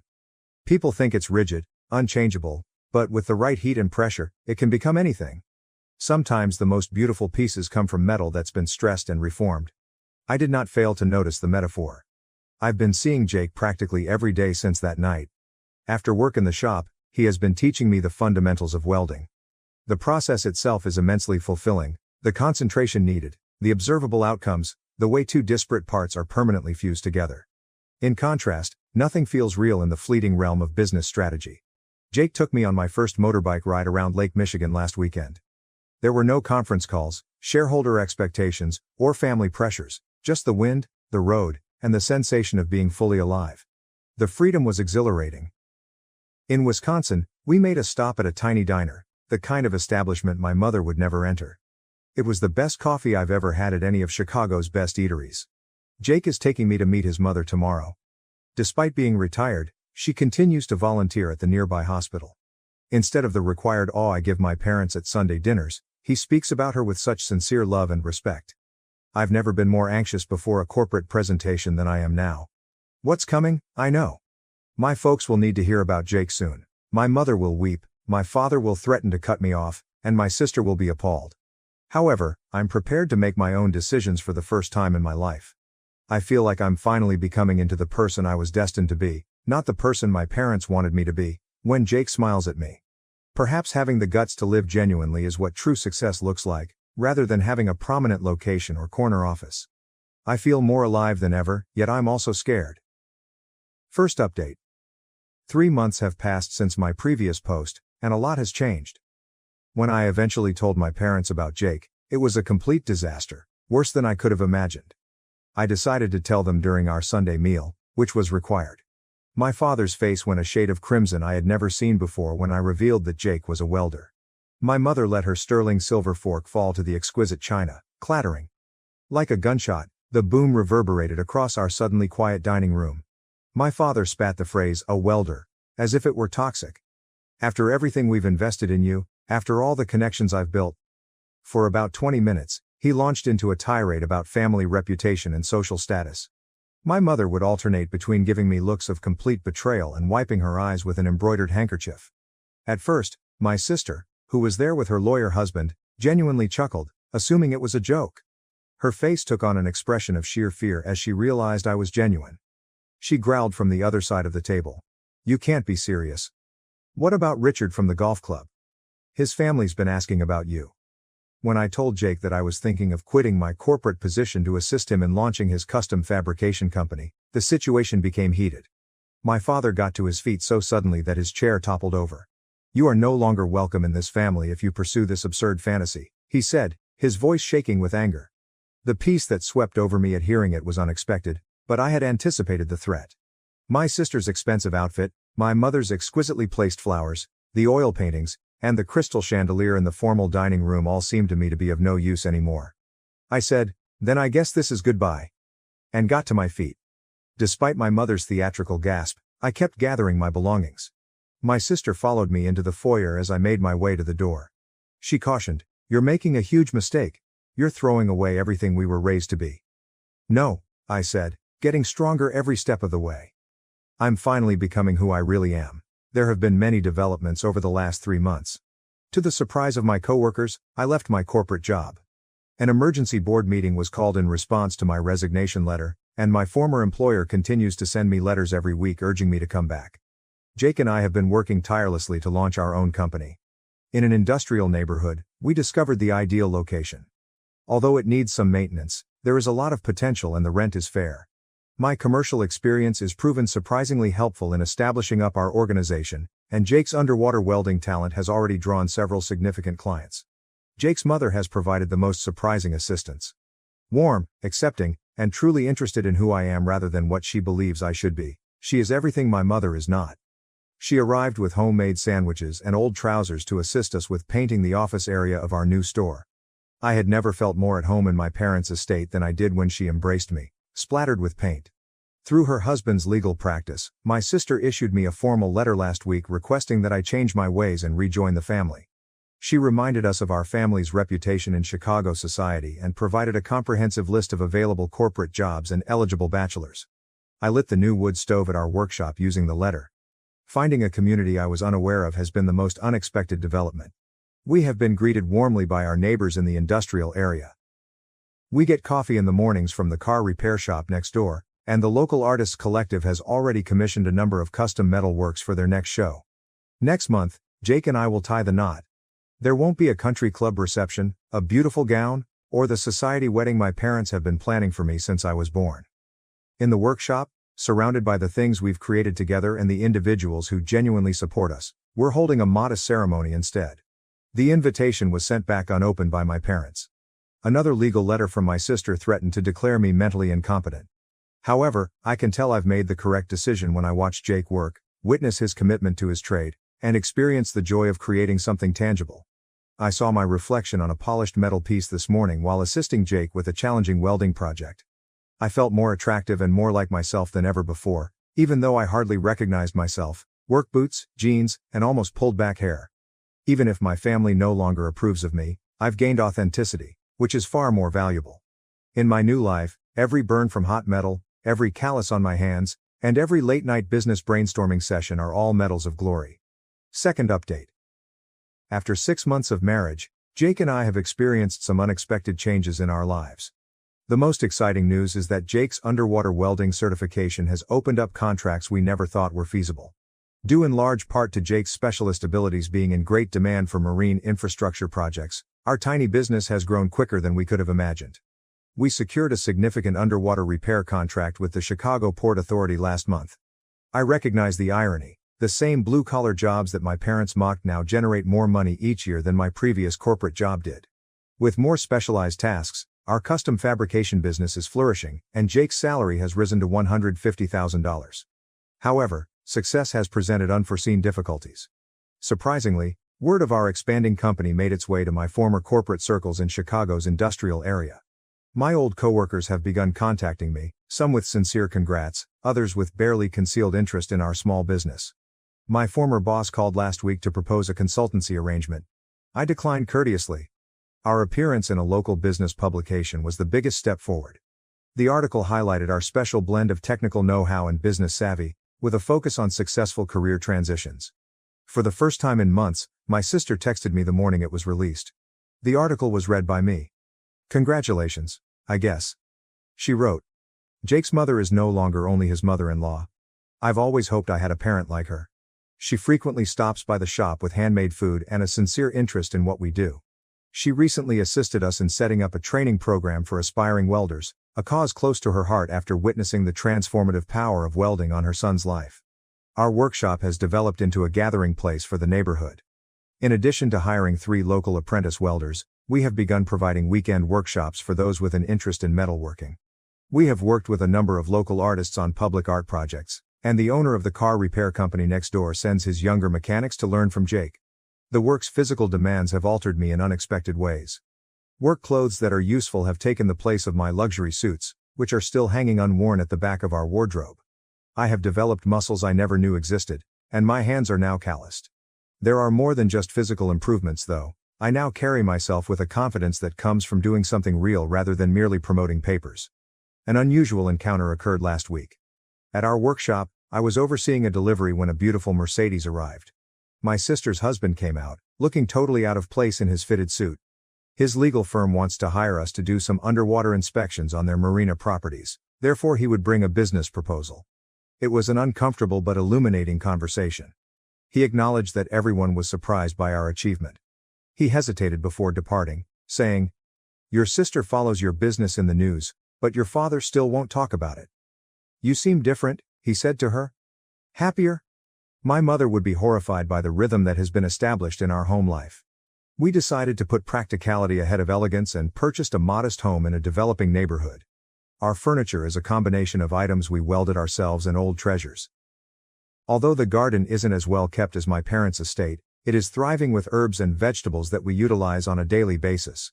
The wedding pictures, which were taken by a local artist who captured the genuine moments, arrived lately rather than by a society photographer. One shows Jake and I in safety gear, totally focused on the task at hand as he teaches me how to weld an ornamental arch for the ceremony. Another depicts us dancing in the workshop with our chosen family and our creations. As I look at them, I see that we have created something that, in spite of their wealth, my parents never had. True happiness. We've begun discussing starting a family, which raises more questions. I consider the principles we wish to impart. The value of creating, pursuing your own path, and gauging success based on fulfillment rather than prestige. My own parents have no idea that they could ever have grandkids, and Jake's mother breaks down whenever we bring up the subject. I found out yesterday that our workshop had received an invitation to my sister's forthcoming charity event. The note in the envelope wasn't what I expected, but it was addressed in her well-known handwriting. "I miss you," she sent. I haven't replied yet, but I said, "Maybe we could talk." A part of me understands that I can never return to my former self, but another part of me wants to make amends. Our most recent endeavor is a massive public artwork for the city that consists of several metal sculptures that symbolize change. I consider how much we've changed together as I watch Jake work on it, transforming metal into flowing shapes that seem to defy their material nature. Me from a corporate puppet to someone who at last feels real, and him from a talented carpenter to a prosperous business owner. The silent moment when we all shut up the workshop is the highlight of the day. Looking at what we've created, both the actual company and our life together, makes me feel accomplished in a way that no corporate success ever did.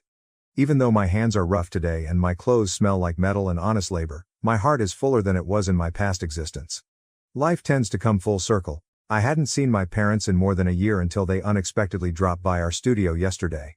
They appeared smaller in some way. Northwestern's scandal had cost them dearly. Due to claims of harassment, my father, who was once a proud professor, was forced to leave. The very thing they valued above all else, their social standing, had fallen apart. My mother's fancy shoes were totally out of place on the store floor, and they stood clumsily in our workspace. Their superbly designed clothing stood out sharply against the background of our welding tools and ongoing projects. First to speak, my father's voice lacked the authority it usually possessed. In between my mother's hardly contained cries, the story poured out, "We need your help." My sister's husband, the accomplished lawyer they had always commended, refused to assist until they paid his entire legal bill after the scandal surfaced. My sister sided with her husband when they were unable to pay his rates. They were ordered to vacate the guest home at my sister's house where they had been residing. My mother remarked sourly, "Your sister believes it will harm her reputation." The irony of what she said didn't escape my notice after everything we did for her. I recalled all the times they had cautioned me that picking Jake would harm the family's reputation. My father surveyed our studio, his gaze resting on the honors we had just received for our unique workmanship. The wall was framed with an article from the local newspaper about our success. From corporate to creative, local welding business makes waves. He said the words, "We thought perhaps we could stay with you for a while, with difficulty." Behind me, I sensed Jake's steady, encouraging presence as usual. He quit his job, but he didn't get involved, so I was free to manage my family the way I wanted. That small gesture of respect and trust said a lot about our relationship. When I truly looked at my parents, I realized what they were no longer able to conceal. The flawless facade was crumbling, and the fine clothing were a little shabby. They were here because they had nowhere else to go, not because they had accepted me or my decisions. No, I answered in a firm voice. You can't stay with us. The phrase released something I had been holding onto for too long, like a key turning in a lock. You threw me out of the family when I chose this life. You can't come back now just because you need something. My mom's face fell flat. She begged. But we're your parents. A hint of my father's former authority emerged as his face darkened. After everything we've done for you. I cut in. That's exactly the problem. Everything you did was to control me, to make me fit your image of success. When I found my own way, you disowned me. And now that my way has proved successful, you want back in? I pointed to our workshop. See all this? The business you thought was beneath you? It's thriving? The husband you rejected? He's more successful than most of your country club friends. The life you said would embarrass the family? It's featured in business magazines. But that's different, countered my father. We can see now that you've made something of yourself. No, I interrupted him once more. That's not different at all. You still don't get it. I didn't need to prove anything. My worth isn't measured by income or social status. I'm happy because I'm finally living authentically, not because we're successful. After a while, they departed, my father stiff with rage and my mother in tears. As we saw their fancy car drive out, Jake gave me a hug. Simply, you okay? He inquired. I was more than fine, I had freedom. As we shut down the store later that night, I reflected on the path that had led me here. The corporate job I had detested, the familial pressure I had fled, the love I had discovered, and the company we had established. I had been moving toward myself with each step I took away from my parents' expectations. I came to a surprising realization while examining our most recent project, a sophisticated metal sculpture that the city had commissioned. Life occasionally requires extreme heat and pressure to create something beautiful, much like the metal we deal with. That heat had been my parents' rejection, and I had grown stronger and more authentic as a result. They failed to realize that they were giving me a cage by attempting to reintegrate me into their culture. Regardless of how plated.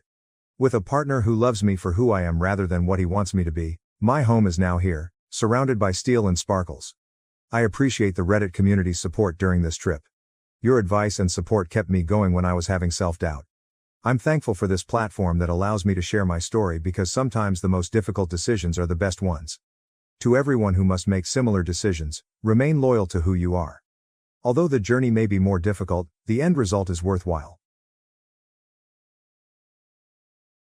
My brother overheard his wife asking me to pay to edit out my disabled daughter from their wedding photos and immediately kicked her out. My younger brother David married Amelia, the joy of his life, just 2 weeks ago in a lovely and touching ceremony.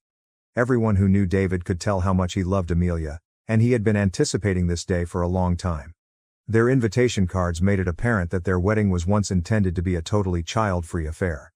That being said, David called me a few weeks prior to the wedding. He surprised me by telling me that he wanted to make an exception for my daughter Katie, who is his niece. Startled, I asked him if he was certain. David told me how much he adores Katie and that without her as their flower girl, he couldn't have the wedding. Hearing him say it nearly brought me to tears. Uncle David has always had a special place in Katie's heart, and she adores him. David reassured me that he had discussed it with his bride, and she was also in agreement. His sincerity was evident in his voice. He realized how much it would mean to Katie and didn't want her to miss such a significant day in his life. To put things in perspective, my daughter Katie was partially paralyzed at birth. The fact that she is unable to move her body beneath her arms has undoubtedly changed our lives. My husband Roger and I were devastated as parents when we first learned. The ground seemed to have been yanked out from beneath us. We refused to accept the diagnosis and were in total astonishment. We visited several doctors in a frantic attempt to get a different viewpoint in the hopes that someone could know the answer. We hoped for positive results from every test we could think of. We wanted to think that there could be a procedure or therapy available that could help Katie and give her the life she was due. However, the response was always the same, regardless of our actions or where we went, nothing could be done. It was really difficult to accept that our daughter's situation was irreversible. We went through a difficult period that was full of tears, insomnia, and unanswered questions. We were totally powerless. Every time we considered Katie's future, our hearts ached while we gazed at our darling daughter. We gradually started to locate and establish connections with other families who were traveling the same path as us, which provided us with some comfort despite the overwhelming sense of powerlessness. We began concentrating on what Katie could do and providing her with as much love and support as we could, rather than on what she couldn't accomplish. Uncle David is among those who have consistently brought Katie happiness and light. Her illness never caused him to treat her differently. He actually has a knack of making my daughter feel so relaxed and at ease that her illness seems to vanish when they are together. I've always valued this, especially when other family members can occasionally, even unintentionally, make situations difficult or uncomfortable. For instance, my own mother was obviously shaken when she first saw Katie after she was born and saw how paralyzed she was. Her response surprised me, even though I knew it was a tough thing for her to digest. Rather than provide consolation or encouragement, she drew me away and whispered that I ought to attempt to conceive another child. One that could walk. When I heard her remarks, my eyes widened in surprise. My mother persisted in pressuring me, suggesting that perhaps if I tried again, I would have a better baby. It seemed as though Katie's illness made her insufficient or unworthy. I was taken aback. What a callous thing it was to say. David, however, defended me right away and chastised our mother for being so callous and cruel. He assured her that Katie was ideal just the way she was and that she didn't require comparison or replacement. When he stood up for my child, I will always remember the ferocity in his voice. When I was still grieving and accepting the reality of Katie's condition, he chastised our mother for pressuring me to become pregnant. Since then, I have minimized my interaction with my mother and have forbidden her from spending any alone time with Katie. In the meantime, David would visit my daughter every weekend, rain or shine, simply to be with her. They would play games, watch ridiculous shows, or just joke around for hours. Katie would light up for a few hours on those weekends in a way that was so innocent and happy. She can simply be a child enjoying herself with her worldly favorite. Both she and we have benefited from their relationship. I was therefore really moved when he called to ask if I might make an exception so that my daughter may attend his wedding. In addition to being a lovely way for David to celebrate their relationship on his special day, I knew that letting Katie be there would mean the world to her. I was thrilled for Katie to be a flower girl, so I consented to bring her along. I don't believe his wife Amelia was as excited about the prospect of having Katie at the wedding as David was. Amelia contacted me directly a few days after David called to give me the invitation for Katie. She told me that in order for her to let Katie attend their wedding, she had some requirements. The conditions annoyed me because they were strangely detailed. Initially, Amelia demanded that Katie wear a beige dress, which she described as flowing and appropriate for the wedding atmosphere. She also stated that Katie's hair had to be styled so as not to detract from the beauty of the wedding. Her demands were so domineering that I was surprised. But I decided to keep my mouth shut. After all, we had to follow her wedding theme because it was her wedding. I nodded in agreement and promised to follow her instructions because I didn't want to cause any conflict or discomfort for David. Ultimately, my top priority was for Katie to be able to support her uncle. I went out right away and got Katie a gorgeous beige dress. Amelia urged me to purchase it since it was understated yet sophisticated. My daughter would feel unique, I knew. Since Amelia had requested that I give her a photograph of the outfit after I bought it, I snapped a picture of it and sent it to her. To my astonishment, she wasn't satisfied, even though I had anticipated she would be. Amelia soon responded that the garment appeared lifeless and was too bland. I would like something a bit more colorful, she replied. I was perplexed and angry. Isn't this precisely what she requested? I didn't want to protest or argue, though. I was trying to maintain the peace as best I could. This time, I chose to send her a couple options before making a purchase rather than wasting my money on another dress that I bought on my own. I didn't want to spend money on something that she would undoubtedly turn down once more. When Amelia eventually selected one of the outfits I had received, I was astounded by what I saw. The dress she picked was almost the exact same shade of beige as the one I had previously purchased, which she had critiqued for being too beige. The slightest trace of a pinkish tone, which was almost perceptible, was the sole difference. I began to realize then that this had nothing to do with the dress or the color. Amelia was purposely complicating matters. She seemed to be putting me to the test or creating barriers to force me to do things that I didn't want to do. She hadn't told me outright, but there might be a reason why she didn't want my daughter to attend the wedding. I didn't want to cause her any unnecessary trouble. She needed to speak with my brother and work things out if she wanted to remove my daughter from the invitation. But she never did, and the wedding proceeded according to schedule. Katie looked magnificent as she walked down the aisle in her gorgeous beige dress, the one that Amelia had finally approved, on the day of my brother's wedding. As she wheeled forward, the dress flowed elegantly, and she paused to fling flower petals, her face beaming with joy. The whole room seems to stop. The visitors let out a loud gasp, and then there was a round of applause. As she continued down the aisle, Distributing flowers and making her steady progress in her wheelchair, I could feel the excitement emanating from her as people couldn't stop gushing about how lovely she looked. At that moment, I was overcome with pride and love for my daughter.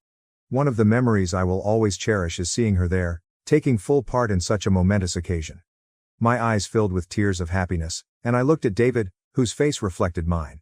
He grinned warmly and proudly as he gazed at Katie, obviously moved by her presence and her luminous personality. David approached her as she arrived at the front and knelt down to offer her a warm embrace. Their heartfelt moment together revealed a lot about their strong relationship. After ensuring she was comfortable and able to participate in the ceremony from the front row, he assisted her in positioning herself to the side. Amelia started walking down the aisle a short while later. As she made her way to the altar, she was undoubtedly stunning in her wedding gown. I couldn't help but notice that she looked at Katie for a moment. I briefly hoped that she might smile at my daughter, showing some appreciation for her presence and the part she played in this significant day. However, without even a faint grin, Amelia gazed past Katie and rolled her eyes visibly. It was impossible for me not to feel disappointed. Nevertheless, I decided to ignore the idea because I didn't want anything to ruin the day's happiness. I was ecstatic for my brother when David and Amelia exchanged vows and the officiant pronounced them husband and wife. Nothing else mattered at that time since he had at last found someone with whom to share his life. His happiness filled my heart with pride and happiness. We got together as a family for photos during the photo session following the ceremony. David made sure Katie was in every photo we took, and the love and solidarity we all had that day were captured in a ton of images. I couldn't help but notice that Amelia seemed a little strange during the photo shoot. I initially assumed that she was simply weary because she kept huffing and moaning heavily. Weddings are tiring, so perhaps she just needed a respite from shooting so many pictures. However, her behavior got more difficult to ignore as the session went on. Amelia's expression changed considerably as David took Katie up and held her in his arms for a photo. Her eyes were fixed on them, and she had a dissatisfied smile that wavered. Though subtle, it was obvious enough to unnerve me. Amelia approached me after we had taken a number of shots with Katie, asking if I could wheel her out so she could take some pictures with her family alone. Her tone was courteous but short. I was surprised by the request, but I granted it. Katie and I went to the reception to sit with my parents. I was fortunate to have a daughter like her, my mother said, acknowledging my daughter's beauty. Although it was a little gesture, I was pleased to see my mother overcoming her prejudices and coming to terms with my daughter's identity. What mattered most to me was that Katie appeared to have had a pleasant day overall, blissfully ignorant of any strain. From the photos and anecdotes David shared on social media, it appeared that Amelia and David were having a great time on their honeymoon after the wedding. He deserved to savor this unique moment with his new bride, therefore I was pleased for him. After they got back from their honeymoon, David asked Roger, our parents, and me to lunch at his new house. Since we hadn't actually spoken much since the wedding, I was excited to see him again at what was supposed to be a laid-back family get-together. My mom and I have reunited in a surprising way since the wedding. She had taken the time to fully apologize to me for her remarks about Katie and her encouragement to try for another child years prior. She was truly sorry, and even though I was still wary, I was glad that she had acknowledged the hurt her remarks had caused. When David saw Katie again during lunch, he was ecstatic. He enthusiastically produced a selection of presents he had brought back for her from their honeymoon as soon as we got to his house. He had obviously given each one much consideration, and when Katie opened them, her face glowed with delight. As usual, David was totally absorbed in her, asking her about her favorite aspect of the wedding and told her how much everyone had been praising her for her involvement. She was beaming from ear to ear. He often expressed his pride in her, telling her that friends and family had called him to tell him how well Katie had done after the wedding. Katie was so proud to hear all of these praises, and her eyes were sparkling with joy. But I couldn't help but observe Amelia as my brother showered Katie with love. I kept a tight eye on her, and it became clear to me that she was not feeling as excited as David. She didn't even recognize Katie, let alone smile. Rather, she appeared clearly irritated, as though David's conversation with Katie had somehow annoyed her. Her face was a mixture of frustration and anger, and she hardly spoke to anyone while David concentrated on Katie. She seemed to be eager for the moment to end so that he would stop focusing on my daughter. Naturally, David was totally unaware of his wife's behavior. As a family, we relaxed and chatted in the living room after lunch. Amelia approached me at that moment and subtly requested that we speak in private. I already knew what was about to happen, so I felt a knot form in my gut. Since the wedding day, I had been preparing for this discussion. I nodded in agreement, bracing myself for what I knew would be a challenging conversation. We sat down to chat after Amelia showed me to one of the bedrooms. She began by praising me for doing a fantastic job with Katie, meeting all of her requirements, and honoring my promise about how Katie would look at the wedding. I thanked her and nodded, explaining that it was her special day and I wanted to show her respect. After a moment, she said that although she valued my work, she had been bothered by something ever since the wedding. My heart fell. Amelia brought up the wedding pictures on her phone and browsed through the photographer's selection. I came across pictures of David, Amelia, Katie, myself, and the other family members all grinning and savoring the time spent together. Her tone became icy as she paused on a single image and gestured at it.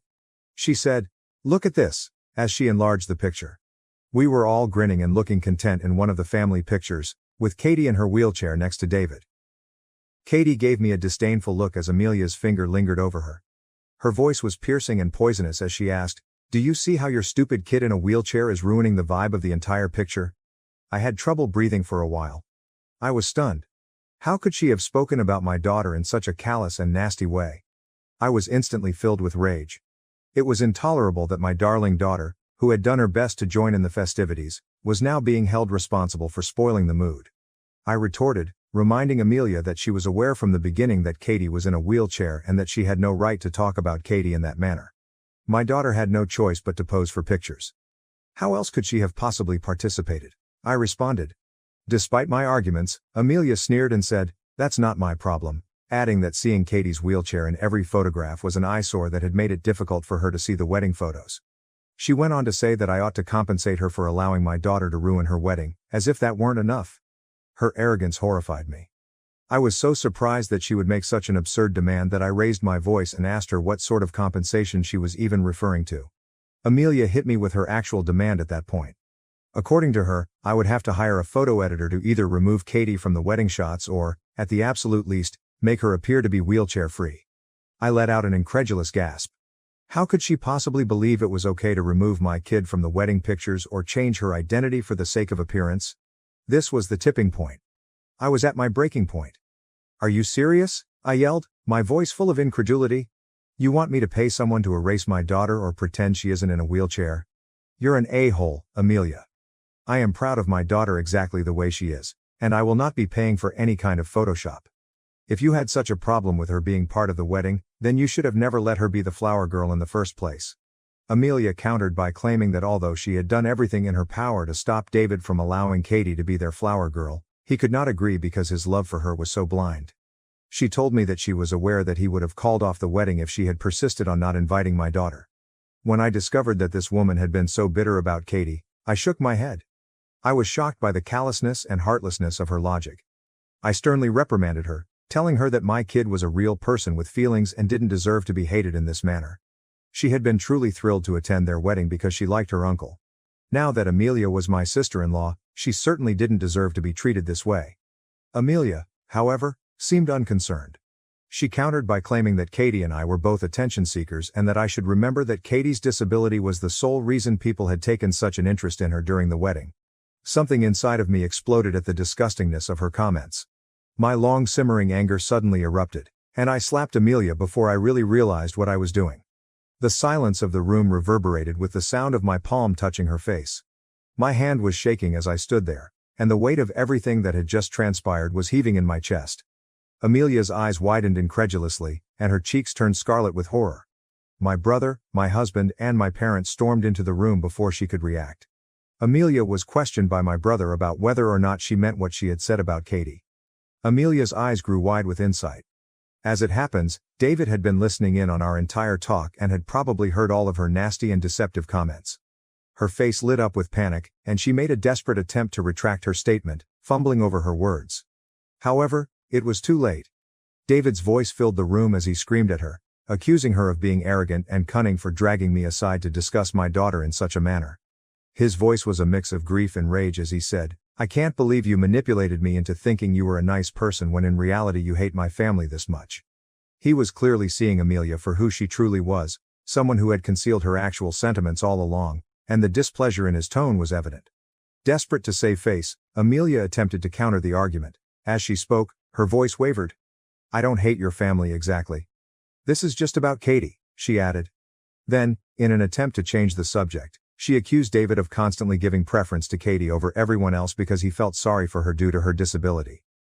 She asserted that he should stop giving Katie so much attention and instead concentrate on their marriage because she was his wife and should receive more of his attention. Then, feeling embarrassed, Amelia started to gripe about how inviting Katie had caused some of her friends to subsequently make fun of her wedding photos. According to her, this is why she wanted to remove Katie from the pictures in Photoshop so she could always remember their lovely day free of such ugliness. David, fortunately, wasn't having it. He advised her to quit being so arrogant and to stop acting as though his niece might have ruined their photos. He claimed that her presence enhanced the beauty of the photos. "I love Katie like my own daughter," he stated. "Giving attention to her doesn't take away anything from you. The fact that I even have to explain this goes to show how cheap your mentality is. Katie is part of my family, and if you hate her this much, then I can't be married to you." When David's comments struck Amelia, her face became white. He gave her a clear look that made it clear he wasn't going to overlook this. "You're an ableist," he continued, repeating what I had said before. "The fact that you continue to justify your behavior means that you will never change. I do not want to be married to a cruel woman like you. Pack up your things and go back to your parents' place."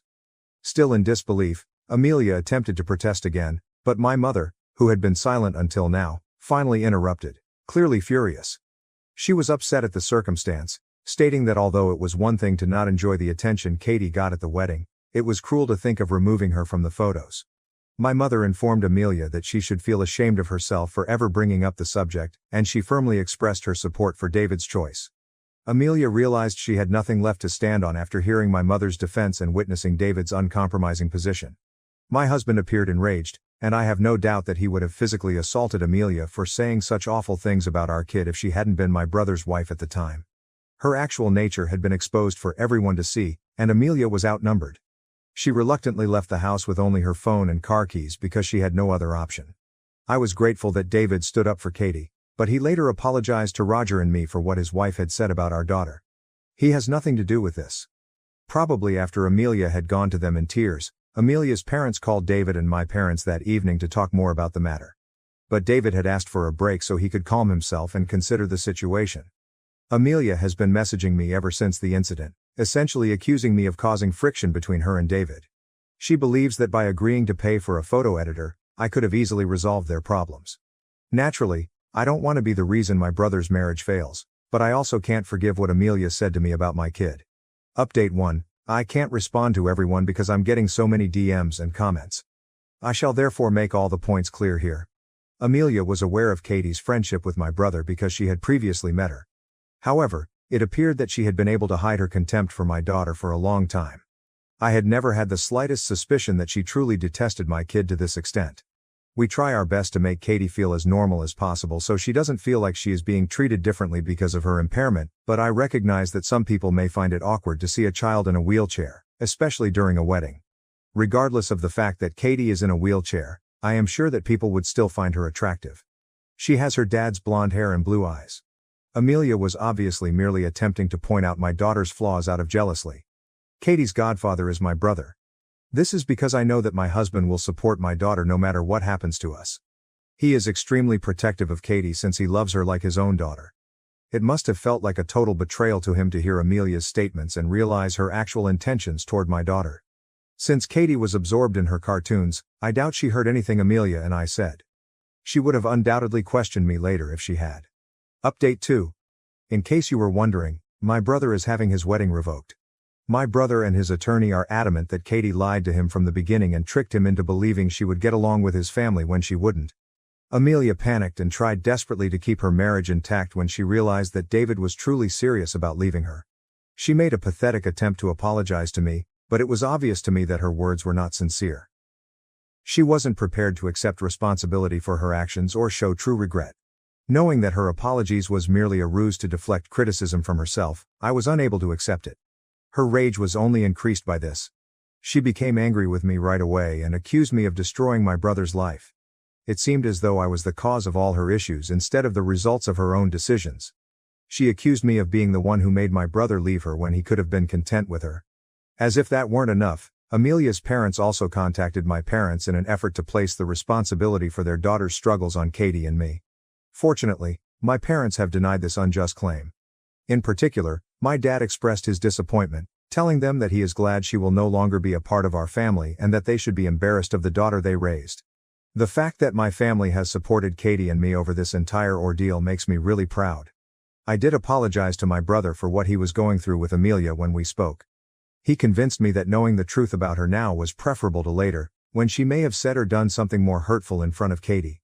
I absolutely concur, and I'm relieved that we are also successfully removing Amelia from our lives. Update 3. My previous update was 4 months ago. For those who are curious, my brother is no longer married to Amelia after formally annulling their union. Everyone reacted negatively to Amelia after the truth about their failing marriage was made public. Eventually, she apologized to me, but I just blocked her without answering. We all had a vacation together not long ago. We had an amazing time together. I'm really happy that David and Katie still have such a wonderful connection. I'm thankful that the entire ordeal has only made our family ties stronger. After my husband gave his mother a key to our home and helped her destroy my life, I exposed their lies with the police at my doorstep. When I opened my front door, I didn't notice the strewn documents or the toppled furniture right away.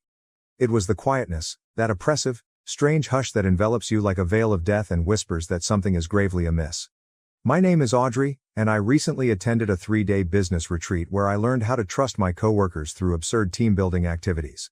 Now that I'm standing in my cluttered living room, I see that I should have prioritized trusting my own family more. As I called Ryan's phone, my fingers were shaking. Voicemail's recognizable click is heard after 1 or 2 rings. Naturally, my beloved husband was most likely at his mother's place, acting as though he had no idea why his wife had called. "Ryan, someone broke into the house. The safe is open, call me back immediately." I cataloged the damage as I wandered through the wreckage of my home. The couch cushions were cut open, drawers were pulled out and emptied, and picture frames were placed face down. However, they hadn't been searching for cash or valuables. This was personal, no. My grandmother's letters, the only remnants of her that I still possessed, were the first thing they targeted. It buzzed on my phone. Not Ryan. Evan at work. He inquired, "How's the drive back?" "Someone broke into my house," I said, shaking my voice. "The safe. They knew the combination." "Jesus, are you okay? Do you need me to come over?" I tossed away a ripped magazine and said, "No. I know exactly who did this. Helen's fingerprints are all over this mess. She's been trying to get those letters for months." "Your mother-in-law? Why would she?" I arrived at the kitchen, where all the cabinets were empty, and said, "Because she can't stand that Ryan married someone who won't bow to her every whim. She thinks those letters prove my grandmother's family wronged hers decades ago, some ancient real estate dispute she won't let die." When Evan said, "Call the police." "And tell them what?" "That my mother-in-law used a key my husband probably gave her to steal family documents. That my sister-in-law probably helped because she's bitter about her divorce and wants to hurt someone else's marriage." Though it sounded empty, I chuckled. "They're too smart for that. They'll say Ryan gave them permission. It'll be my word against the entire Miller family." The door to the basement was ajar. I had not yet looked down there. "I have to go, Evan. I need to see what else they took." "Audrey, wait." After hanging up, I went down the stairs. My feet creaked with every stride. More mayhem was shown when the basement light flicked on. However, I noticed a tiny piece of paper stuck behind a toppled box. I managed to liberate it. It was a 3-day-old receipt for a duplicate key from the hardware store. Once more, my phone buzzed. "Ryan." Before I could say anything, he inquired, "Where are you?" "At Mom's," it was his words. "Listen, Audrey, I can explain." "Did you give her a key?" "Quiet." "Afterwards. She just wanted to look for some old family photos while you were away. I didn't think." "You never do think when it comes to her, do you?" I clenched my fist around the receipt. Those letters were all I had left of my grandmother, Ryan. The only things that were truly mine. "We can talk about this when I get home." "No." The word was piercing enough to pierce. "We'll talk about this in front of everyone. I'm coming over there right now. And Ryan, tell your mother to prepare for war." After hanging up, I stood in my basement, surrounded by the ruins of faith. Like everyone else in their lives, they believed they could break me and force me to submit to their authority. However, they were unaware of what they had just begun. Sometimes the opponent who knows how to hit back harder is more dangerous than the one who hits first. My skin crawled when I saw Helen's immaculate living room. While my house was in ruins across town, everything else was in its proper place, not even a cushion out of place. Helen's interpretation of reality was depicted through the carefully chosen family images on her walls, which conveyed the story of Ryan and Chloe's early years. There aren't any photos of my wedding day in them. Helen poured tea into exquisite cups, her voice dripping with honeyed, delicious poison. I have no idea what you're talking about, she said. Ryan gave me permission to look for old family albums while you were away, nothing more. With her arms folded and her wedding ring noticeably missing, Chloe sat next to her mother. You're being hysterical, Audrey, as usual. I put the receipt from the hardware store on the coffee table. Funny how you needed a new key made 3 days ago. Planning ahead? Eyes flitting between his mother and myself, Ryan shifted in his seat and said, maybe we should all calm down. Oh, we're very calm, I remarked as I observed Helen's immaculately manicured fingers encircling her teacup. Just like we were calm last Christmas when you went through my phone while I was sleeping. Or last month, when you showed up unannounced at my office to check on me. When Helen said, I worry about my son. Someone needs to look out for his interests. His interests? I laughed till my throat ached from the broken glass. Or yours. Mother was right about you from the start. Chloe's eyes shone as she leaned forward. You never understood our family, always keeping secrets, hiding things in that safe of yours. Those letters belong to my grandmother. Letters that prove your family cheated ours 60 years ago. Helen's mask broke. That property should have been ours. Your grandmother knew exactly what she was doing when she, Ryan warned, but it was too late. Slowly, the pieces clicked into place as I stood up. So you admit you took them? Helen's face suddenly became smoother. I admitted nothing. And you have no proof. With my hand hovering over the record button, I took out my phone and said, you're right. But I will. Ryan, are you coming home or staying here? He glanced at his mother, then at me, constantly conflicted, always taking the easy route. I think maybe we all need space to cool off. I paused to glance back at Helen before making my way to the door, saying, wrong answer. You know what's funny? Those letters you stole? They're not even the originals. Just copies I kept as decoys. Grandmother taught me well. Always keep what matters most where manipulative people can't reach it. The clatter of Helen's teacup against its saucer was heard. You're lying. I asked. Am I? Guess you'll have to wonder about that, along with what else I might have hidden away. I looked into Ryan's eyes. Don't bother coming home tonight, or maybe ever. He started to get up but Chloe grabbed his arm and said, Audrey, wait. She urged. Let her go. She's just trying to manipulate you, like always. I left Helen's well-organized world behind and made my way to my car. I held the steering wheel with trembling hands, but not because of terror. As I had previously stated, the originals were secure because they had been kept in a safety deposit box ever since I married Ryan and seen Helen's hunger when Grandma's letters were brought up during the wedding. It buzzed on my phone. Evan once more. He inquired, how bad was it? They fell for the ruse. Helen essentially admitted it. I started the engine, but I have another task for you. Remember that security system you installed at your lake house? The one with the hidden cameras? Yeah, why? Because I'm done playing defense. They want to go through my things. Let's make sure we catch them in the act next time. As I backed away, I noticed Helen's house become smaller in my rear-view mirror. And Evan, thank you for being the one person in my life who actually listens. Always. But Audrey, just be careful. People like that, they're most dangerous when they're cornered. With plans already racing through my head, I hung up the phone. Helen believed she knew everything there was to know about me. She understood me well. She had overlooked one important fact, though. I had observed her influence everyone for 3 years. It was time to apply the principles I had acquired from the greatest. Although it wasn't my typical location, the coffee shop across from Helen's preferred hairdresser offered me the ideal view. After 2 hours of observing, Evan moved into the seat across from me and pushed a brand new cup in my direction. His words, the cameras are set up. Motion sensors, night vision, everything feeding directly to your phone. But are you sure about this? I gestured to the window of the salon where Helen and Chloe were sitting, receiving their weekly manicures. I hit the play button on my phone and said, listen. During our confrontation, the bug I had placed in Helen's handbag allowed me to hear their voice as well. Helen was stating, we need those original letters. That safety deposit box has to be at her bank downtown. Ryan says she's been going through their financial records, said Chloe. Probably planning to divorce him and take everything. She yelled, over my dead body, Helen. I didn't spend 30 years building this family's reputation to have her destroy it. We're going back to the house tomorrow while she's at work. There has to be something we can use against her. I put an end to the recording. Still think I'm paranoid? Evan's expression stiffened. We should take this to the police and tell them? I put my hands around the steaming cup and said, and tell them what? That my mother-in-law is planning to rob me? They'll say it's a family matter. Besides, I want more than just stopping them. I want them to face consequences for once in their privileged lives. It buzzed on my phone. Ryan. I'm calling once more. For the third time today. I turned it down. He's been sleeping at their house, I said. Probably plotting with them, trying to figure out where the originals are. Or maybe he's worried about you. My coffee tasted unpleasant, so I said, then he should have worried before giving them a key to our house. Before choosing them over me again.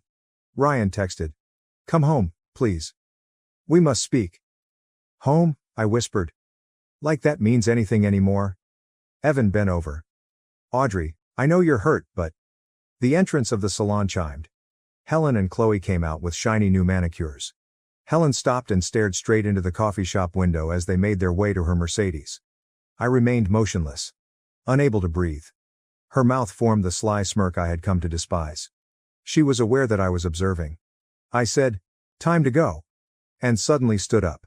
They'll be at my house tomorrow at 10 o'clock, according to their usual schedule. That's when we'll catch them. Evan's eyebrows went up. I thought you wanted to handle this yourself. I did. I do. I collected my belongings, my hands trembling a little. I can't face them alone anymore. I need someone in my corner. Always. He lightly touched my arm. Just promise me something. Don't let revenge consume you. I've seen what it does to people. As I watched Helen's car drive away, I thought back to our wedding reception, when she had cornered me in the restroom and first revealed her true nature. You'll never be good enough for this family, she'd stated. One day, Ryan will realize that. I informed Evan, this isn't about retaliation. It's about justice. And maybe saving Ryan from them, even if he doesn't want to be saved. Once more, my phone buzzed. A message from an unidentified number. When I opened it, my blood froze. Found something interesting in your grandmother's old law firm records. Tomorrow noon, Riverside Park. Come alone, or Ryan learns everything about the Anderson case. Evan saw my face. What's wrong? With my thoughts racing, I closed the message. My grandmother's greatest regret, the secret she carried to her grave, and the true cause of Helen's animosity toward our family was the Anderson case. Nothing, I pretended to smile. Just work stuff. I should go prepare for tomorrow. But Helen's comments from 3 years ago kept repeating in my mind as I made my way to my car. Ryan will understand it one day. Perhaps she was correct. Perhaps he would tomorrow. Perhaps it was time for him to do so. At lunchtime, Riverside Park appeared different, somehow cooler. Holding a manila envelope containing ammunition for whatever game Helen was playing, I sat on a bench. The case files of Anderson. Decades ago, my grandma had sealed them away. In my hands now, they were a weapon. A shadow landed on my lap. Not Helen. Ryan. My mother told me everything, he claimed. He sat next to me, keeping a safe distance from me. About the Anderson case. About what your grandmother did to our family. It felt like a heavier envelope. Did she tell you how your grandfather tried to blackmail mine? How he threatened to destroy their law firm unless they gave him that property? That's not, he paused, face rubbing. She said you'd try to twist things, like she twisted you. I looked over at him. When did you give her the safe combination, Ryan? His silence was sufficient response. I went on. The day after our wedding. When she convinced you I was hiding something. That's why you've been checking our bank statements, right? Looking for evidence I'm stealing from you. I was protecting our family. Our family? I laughed, but my voice didn't sound like it. There is no our family. There's only ever been yours. It buzzed on my phone. Regarding the cameras he had set, Evan was messaging. Everything was prepared for the trap of tomorrow. All of a sudden, though, it felt empty. She's using you, I whispered. She always has. And you let her, because it's easier than standing up to her. You don't understand. I understand perfectly. I dropped the envelope on his lap and stood up. Here. The precious Anderson case files. Proof that your grandfather was the one who committed fraud, not mine. Proof that your mother's been lying all these years. He gazed intently at the envelope. How did you get them? From my grandmother's old partner. Turns out, he's been waiting years for someone to finally expose the truth. I took a step back. But you know what? Keep them. Burn them. Give them to Helen. I don't care anymore. Audrey, wait. I filed for divorce yesterday. The words hung like broken glass between us. Ryan's face turned white. You what? Check your email. The papers should arrive today. Now my hands were steady. I'm done being the villain in Helen's story. Done watching you choose them over me. Done pretending we have a marriage worth saving. He approached me as he rose up and said, "We can fix this. I'll talk to Mother." "That's exactly the problem," I said, stepping back from his contact. "Your first instinct is still to run to her. It always will be." Once more my phone buzzed. This time, "Helen. Where are you? We had a deal." I returned the type. "The deal has changed. Inquire about the files with Ryan." "You can't just throw away 3 years of marriage," Ryan stated. I started to go, but stopped when I heard, "You already did that when you gave them the key to our house." You know what the saddest part is? I actually thought I could save you from them. But you don't want to be saved. Audrey. Goodbye, Ryan. I passed the seat where we used to have Sunday lunches and the location where he had proposed as I strolled through the park. Helen, Ryan, and even Chloe were all buzzing on my phone. I made them all quiet. Only Evan's message was received. "The cameras are in real time. Do you still intend to carry out tomorrow's plan?" At the park's exit, I paused and took one final glance back. Ryan appeared disoriented as he stood where I had left him, holding the package tightly. My determination faltered for a second. Then I recalled the broken safe, the broken house, and the 3 years of gaslighting and deceptive tactics. Yes, I did reply to the text. However, plans changed. I no longer only wished to catch them in the act. "What are you looking for?" I observed as Ryan, who was constantly rushing back to Mother, took out his phone and most likely called Helen. I typed, "I want to destroy them, each and every one. Because sometimes destroying everything and starting anew is the only way to save yourself." I was sitting in my car across the street when the security camera feed flashed on my laptop screen. Helen's typical Thursday morning interruption is 10 minutes away. Every aspect of my property, including the front and back doors as well as the garden walk Helen loved to criticize, was caught by Evan's intricate setup. From the passenger seat, Evan said, "You don't have to watch this. We can just let the cameras record." My coffee cup made my fingers whiten. I need to see it. Need to know exactly how they do it. Helen's Mercedes smoothly came to a stop in front of my house on time. Chloe followed her out, as always immaculately styled. Then a third door opened, and Ryan appeared.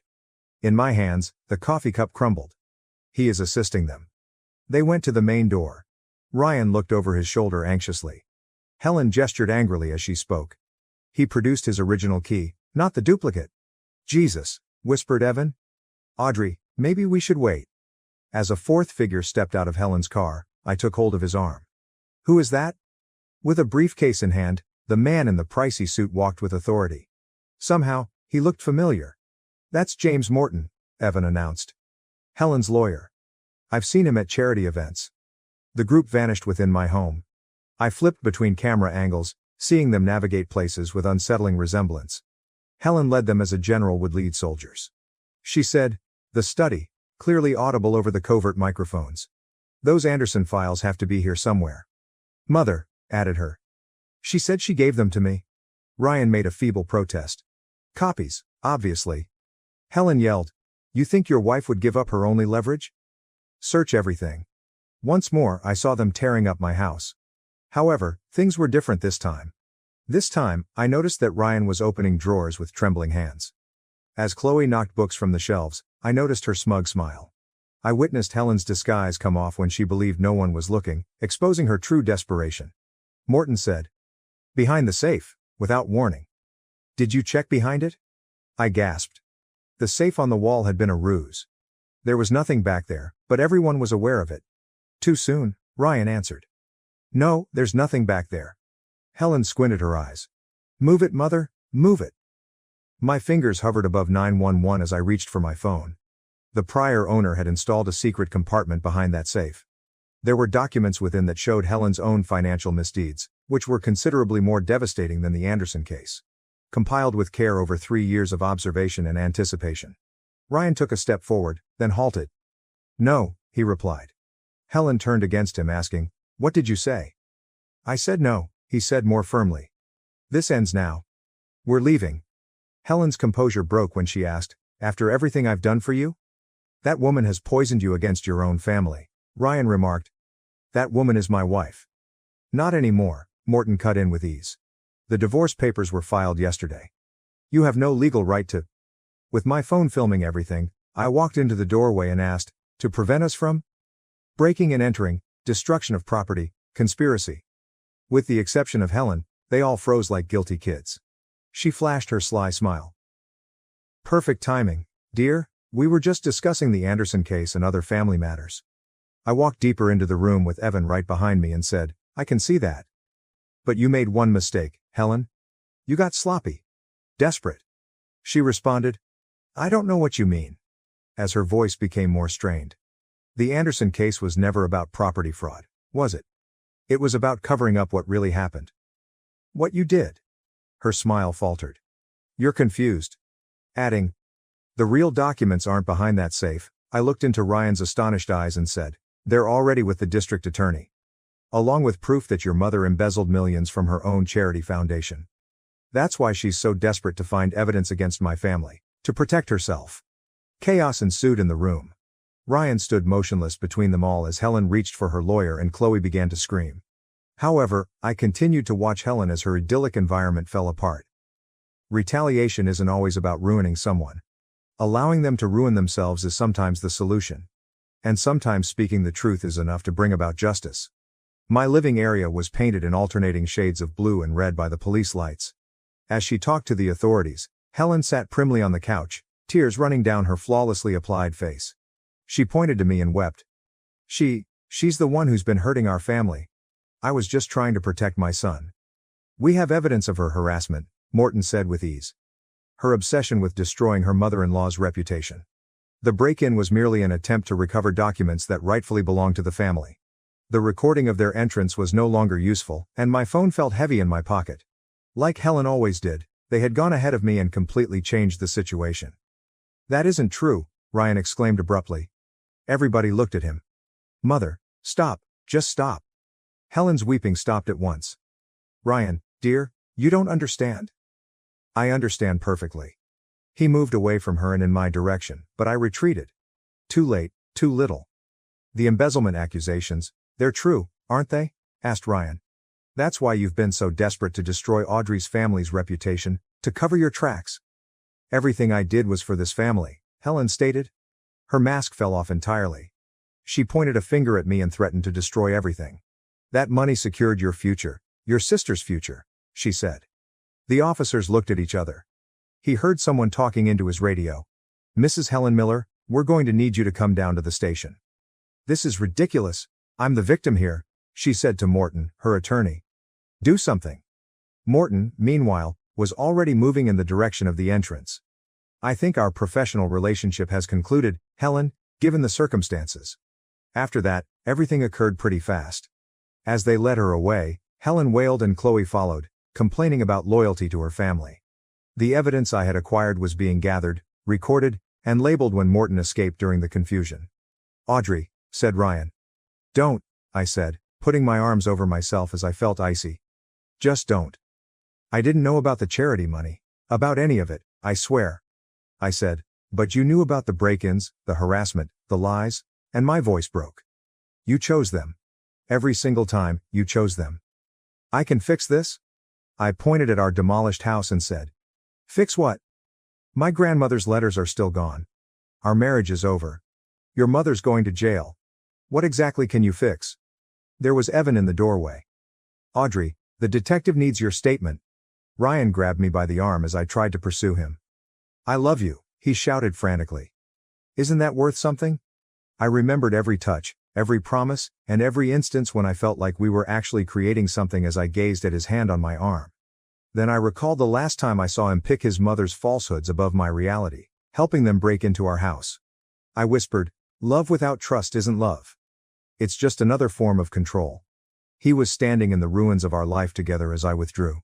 The detective waited while filling out more paperwork and asking additional questions.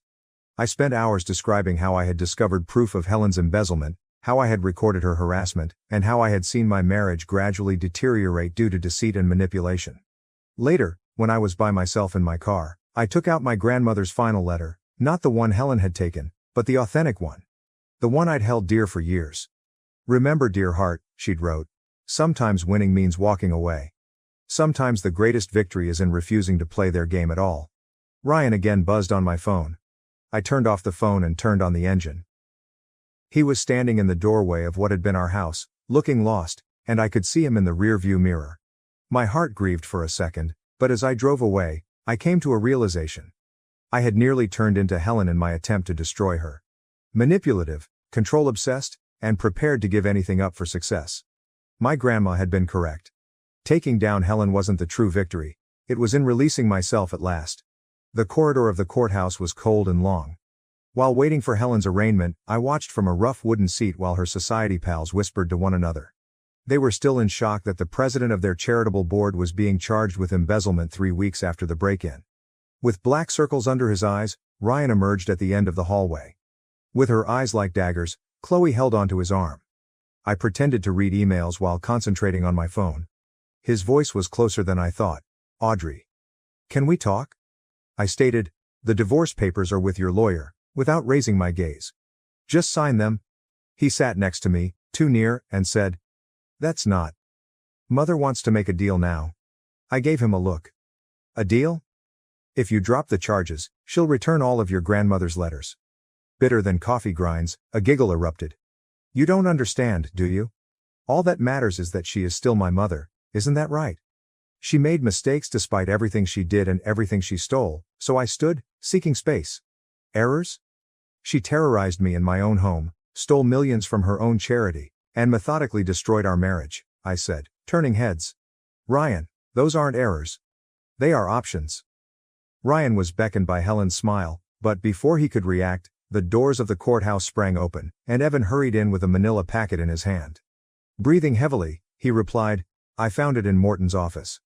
With shaky fingers, I opened the envelope to reveal a single document, a letter from Helen to her lawyer dated 3 years prior to my wedding. What is that? Did Ryan ask? I looked through the contents and remarked, insurance. Just in case I ever threatened to take control of you. Helen had orchestrated this whole thing from the start, the harassment, the break-ins, everything, to make me appear crazy and fixated on the Anderson case, so I looked up as she came in handcuffed and accompanied by officers. For the first time, I saw genuine fear in Helen's eyes as they fixed themselves on the letter. Where did that come from? She insisted. I held up the letter and said, Helen, you documented everything. Your lawyer isn't as loyal as you thought. Every stage of your scheme to ruin me. Everyone will now be fully aware of your identity. She rushed forward, but the officers stopped her. You ungrateful little, she said. Stop, Mom, Ryan positioned himself between us and said. Stop. Everything I did was for you. To protect you from her. Helen said, her face crushed. From where? Ryan's voice broke. From emotion? From a life that is beyond your control? She never loved you like I do. Helen said, her eyes hardening. No, I cut him off. I loved him enough to let him make his own decisions. You loved him enough to make sure he never could. The murmurs surrounding us became more intense. Chloe turned away from her mother, finally realizing the truth she had helped facilitate. And Helen's friends stared in horror as their ideal society matron broke before their own eyes. Evan whispered, the arraignment's starting. The district attorney had been quietly waiting nearby, so I gave him the letter before turning to Ryan one more time. I did love you, I replied. But love shouldn't hurt like this. Audrey, please. Goodbye, Ryan. As Helen was escorted into the courtroom, I turned to leave, her well-planned world crumbling in my wake.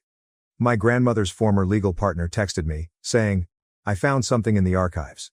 Your grandmother would be proud. My phone rang. The autumn air outside was crisp and clean, and Evan caught up to me at the bottom of the steps leading to the courthouse. You all right? He inquired. As the wind pulled the leaves away from their limbs, I saw them strewn all over the sidewalk. Sincerely, I replied, no, but I will be. Because sometimes defeating your adversaries isn't the only way to win. Refusing to allow them to ruin you is sometimes the key. And sometimes the best form of retaliation is just to walk away with your head held high, and let them deal with the fallout from their own decisions. In contrast to the suburban gloom I had left behind, the lights of downtown glittered through the window as the final box from my previous life stood unopened on the floor of my new apartment.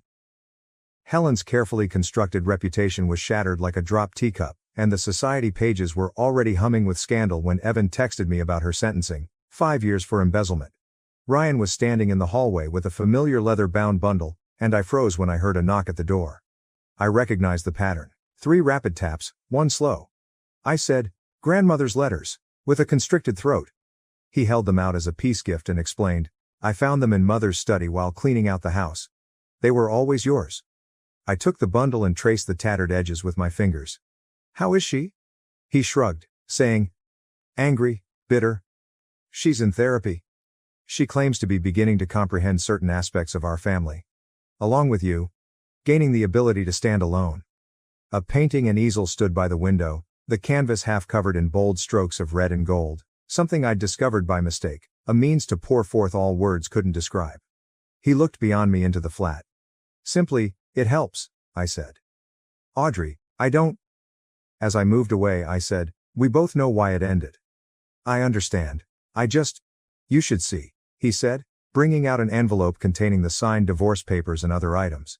It contained a 30-year-old newspaper clipping about a young Helen Miller who was frantically attempting to establish her social standing before marrying into a wealthy family. Ryan remarked softly. "She was constantly terrified of losing control, of being shown to be inadequate. I now understand what she did, but I'm not condoning it. Understanding doesn't make it right. No, but it helps me not become her." Somewhere in the metropolis below, a siren screamed. Where I used to cringe at the sound, now it served as a reminder that life moves on, changes, and evolves. I told myself, I never wanted revenge, in shock at the reality. I just wanted to be free. "I understand. You won because of that." He started to walk away but stopped. "The picture. It's stunning." I opened the bundle of letters after he departed, and while my grandmother's words flowed across the pages, describing her strength, her courage to confront bullies, and her courage to choose integrity over retaliation, one piece, written shortly before her death, struck my attention. "Because they are afraid of their own darkness, some people will attempt to dull your light, dear heart. You have more power if you keep shining than if you resist them." Not every story needed a tidy ending, and sometimes victory wasn't in killing or even forgiving your enemies, but rather in finding who you truly were without them. I grabbed up my brush and added blue touches to the canvas. My phone buzzed once more, and Evan was inviting me to dinner. No date yet, but perhaps someday. For the time being, friendship was sufficient, and I had my freedom, my truth, and my work. In my previous life, I would have perceived danger in the shadows created by the flickering city lights, but now I see opportunities, patterns, and untold stories. The canvas was waiting, the night was young, and I picked up another brush. For the first time in years, I felt genuinely free, not because Helen had lost, not because I had won, but because I had finally understood the difference between emancipation and retribution. And I discovered who I was in that disparity. My parents gave my sister a brand new car for Christmas, leaving me with nothing. Until a winning lottery ticket changed everything.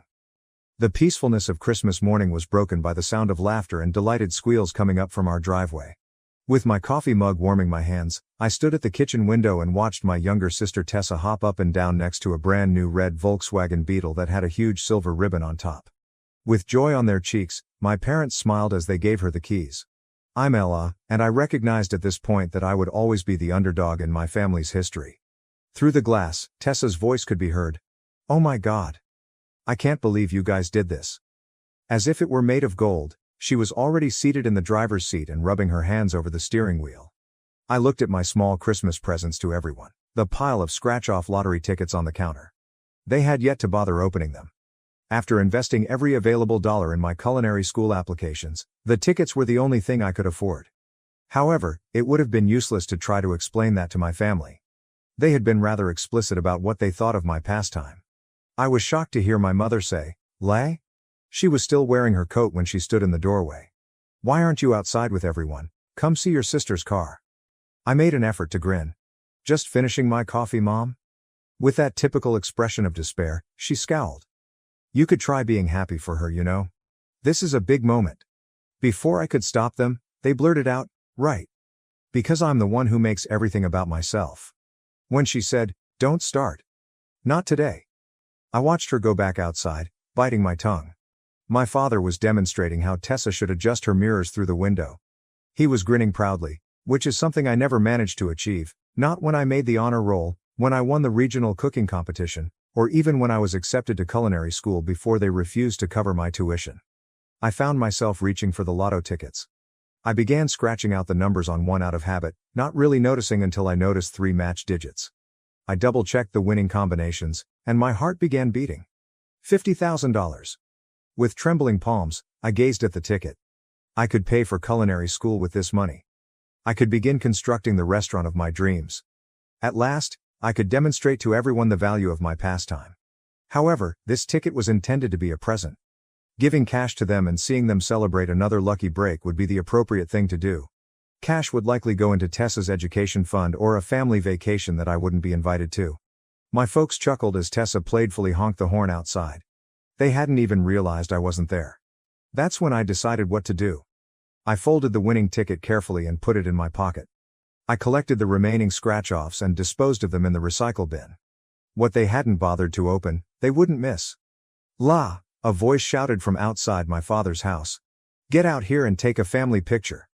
As I approached the front door, I stopped and placed my hand on the handle. They were huddled around the automobile, their breath evident in the chilly December air, as I could see through the window. Without me, they appeared to be the ideal family of 3. Coming, I returned the call. But I went upstairs to my room instead of joining them. Within an hour, I had the winning ticket in my wallet and a laptop open to apartment listings. Sometimes the finest form of retaliation is to leave rather than to get even.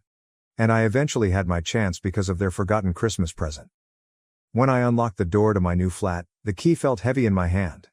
A studio above a downtown Thai restaurant wasn't much, but it was mine. My stomach rumbled in spite of everything as the scent of garlic and lemongrass rose through the floorboards. My phone was still blazing with missed calls from home 3 weeks after Christmas. My mother continued to text me, each one more filled with guilt than the last, even after I had left a letter stating that I needed space. You're being selfish, Lila. Your sister needs you right now. After setting my duffel bag on the exposed mattress in the corner, I began unpacking the few culinary supplies I had packed, including a well-seasoned cast-iron pan, my knife roll, and the necessities.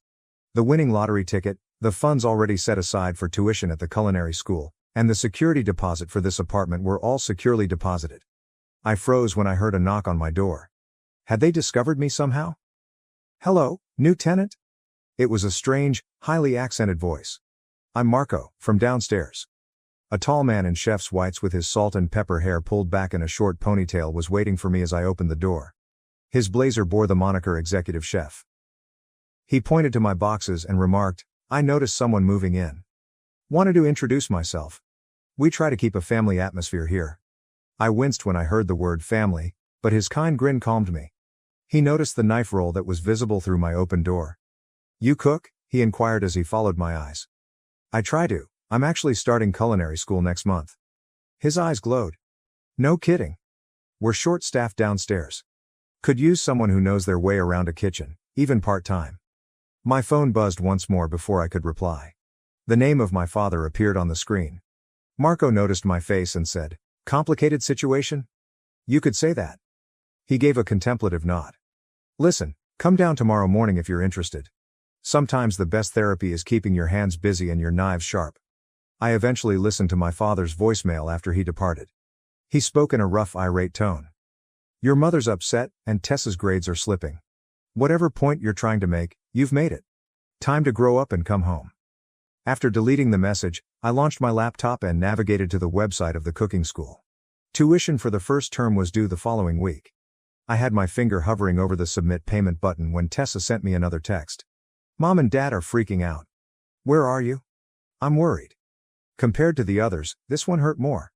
Even if Tessa and I didn't get along, she wasn't to blame for our parents' actions. But she had never been able to hide anything from our parents, so I couldn't risk giving her the truth. I'm safe, I replied by typing. Just need some time. I was in Marco's kitchen the following morning, slicing vegetables with more attention to detail than was necessary. The motion felt familiar and calming.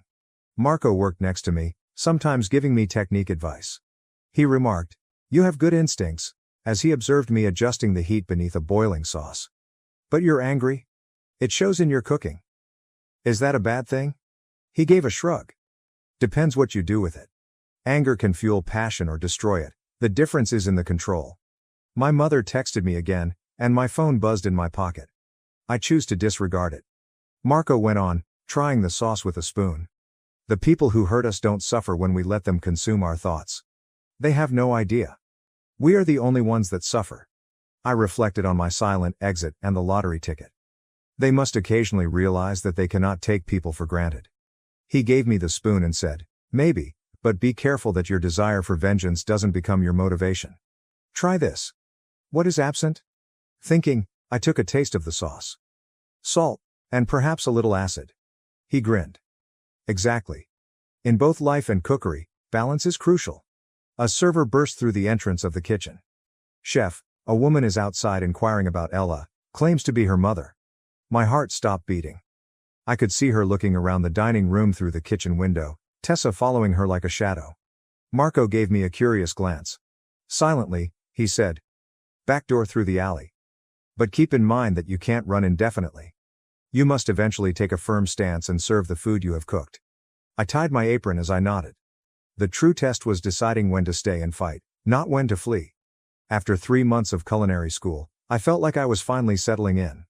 I seldom had time to think about my family because of my early classes, afternoon jobs at Marco's restaurant, and late evenings designing my own future kitchen. That should have been my first clue that things were going to blow up in my face. As I was getting ready for dinner service, Amelia entered Marco's kitchen. Now a rising star chef at one of the city's best restaurants, my old friend from high school culinary club looked just like I remembered her. Pristine chef's whites, neatly combed hair, and that grin that never quite reached her eyes. She leaned on the prep table and muttered, "Lila Hawkins? I couldn't believe it, but I had heard reports that you were employed here. By now, shouldn't you be managing your own business?" "I'm still learning," I said, continuing to cut vegetables in the steady pattern Marco had shown me.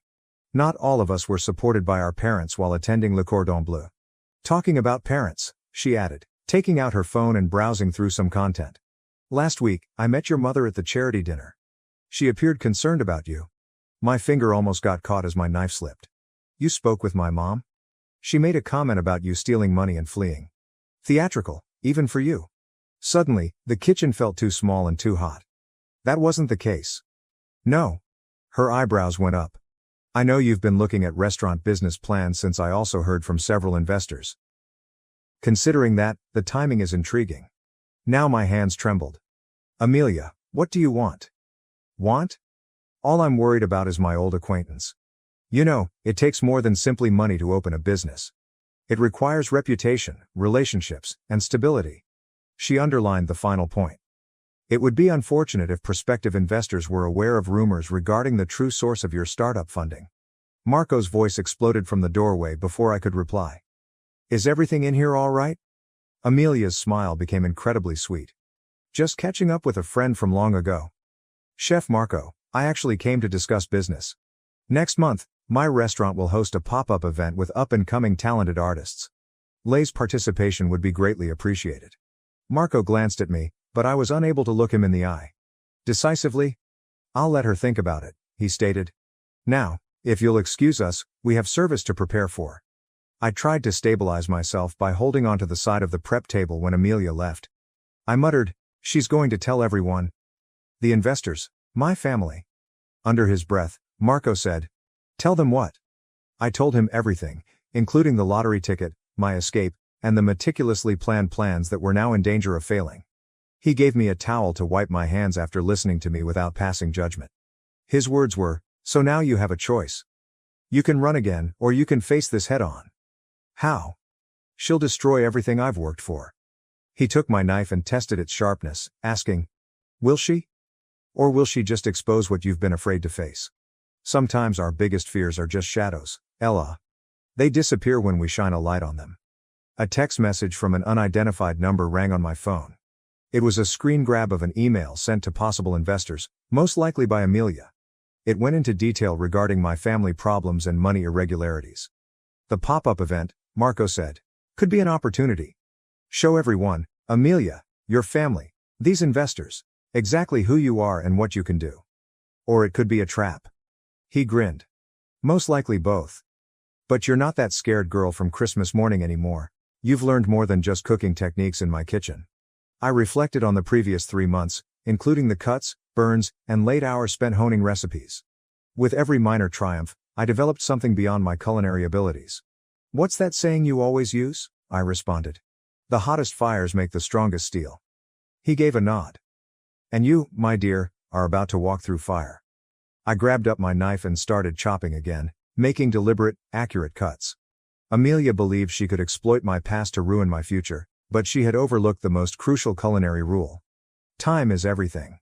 Tell her I'm in, I responded, for the pop-up event. But I'm doing it my way. Marco grinned knowingly. Now that sounds like a chef talking. At 3 a.m, Tessa sent the following text. Can you meet me? Please don't tell Mom and Dad. Her eyes were red and swollen when I spotted her seated in her Volkswagen Beetle outside Marco's restaurant. Her normally flawless hair was pulled back in an untidy ponytail, and she had lost weight since Christmas. She replied. I failed 2 classes, as I got into the passenger seat. And I can't tell them? They think I'm applying to pre-med programs, but I haven't even started the applications. The quiet between us was filled by the gentle hum of the heater. This vehicle had represented every issue with our family's dynamic. It was like a confession booth now. Even though I already knew the answer, I questioned, why pre-med? My personal nightmare.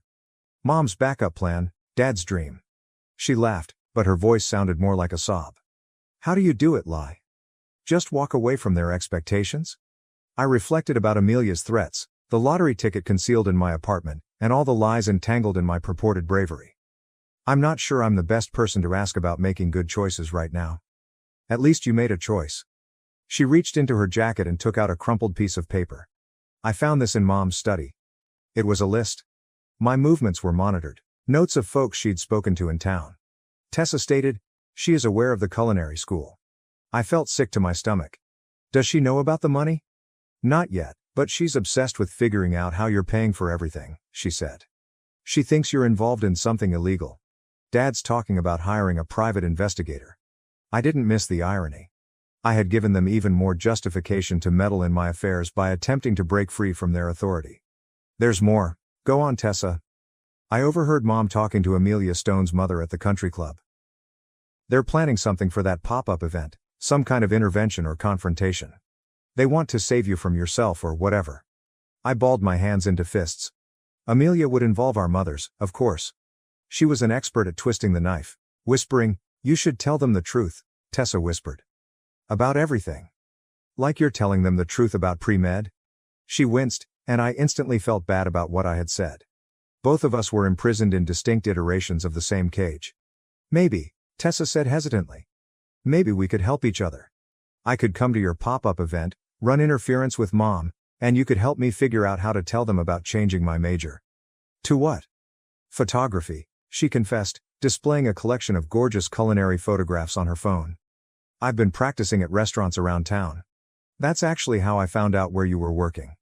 The photographs were stunning, capturing the soul of each dish through the play of light and shadow.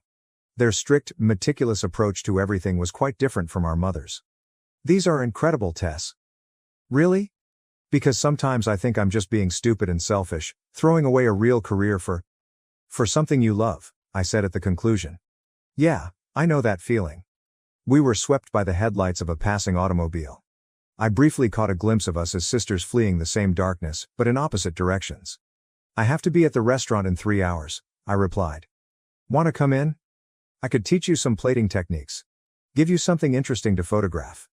She grinned, but it wasn't the flawless smile she gave our parents. I'd like that. I became aware that something had changed when we entered Marco's kitchen. My quest for vengeance has evolved beyond simply disproving my parents. It was about ending a cycle and making room for Tessa and me to be different from what our parents wanted us to be. I had to make it through Amelia's pop-up event first though. The stakes were bigger than ever now that we knew our mothers were engaged. My future was no longer the only consideration here. Tessa's was also at issue. I said, hey, and gave her an apron. Want to learn how to make Mom's favorite dessert? I have some ideas for improving it. Tessa smiled mischievously. Now that sounds like a photo opportunity. 3 days before the pop-up event, everything began to go wrong. While I was finishing up my menu in Marco's kitchen, Tessa stormed in the back door with her phone in her hand. She threw the screen at me and said, you need to see this? It was a gorgeously presented dish from Amelia's Instagram story that looked just like my go-to recipe. The one I had spent months creating. A sneak peek of our upcoming showcase, was the caption. The greatest inventions can occasionally be found in unlikely locations. I wiped my trembling hands on my apron. She's been watching me. Someone's been feeding her information. After saying, "That's not all," Tessa swiped to another post. It was a set of pictures taken at Amelia's restaurant during a private investor meeting. One photo had my mother sitting at the table with her face animated in discussion in the background. The cutting board clattered against the knife I was holding. "She's working with Mom?" "I overheard them yesterday," Tessa acknowledged. "Mom's been telling potential investors about your unstable behavior and questionable finances. They're trying to make sure no one backs your restaurant plans." Marco showed up next to us, looking serious. "The health inspector just called. Someone filed multiple complaints about our kitchen. They're coming tomorrow, right before your big prep day." There was a reason for the timing. Amelia was skilled at using my own mother as a weapon to harm me. I clutched the edge of the prep table as the room began to spin. "I can't do this," I said. "Maybe they're right. Maybe I'm in over my head." Tessa's voice was stern as she said, "No. That's exactly what they want you to think. But look at this." She showed me pictures she had taken during our late-night cooking sessions by pulling up her camera roll. The photographs were breathtaking, showcasing not only the cuisine but also the love and imagination that went into each dish. "This is who you are, Elia. Not their lies. Not their manipulation." Marco, as he often did when he was making a point, picked up my fallen knife and tested its edge. "You know what separates a good chef from a great one? Not talent, not even creativity. It's what they do when everything goes wrong." "But she stole my recipe." He gave me the knife and said, "So make a better one. Show them who you really are, not who they think you are." As I gazed at the knife in my palm, I recalled all the evenings I had spent honing my cuts, all the burns and scars I had acquired via perseverance rather than innate skill. Amelia may have taken my recipe, but she was unable to take away my enthusiasm. "How skilled are you at social media marketing, Tessa?" I said gently. She smiled. "Better than Amelia, that's for sure." "Good? Because I have an idea."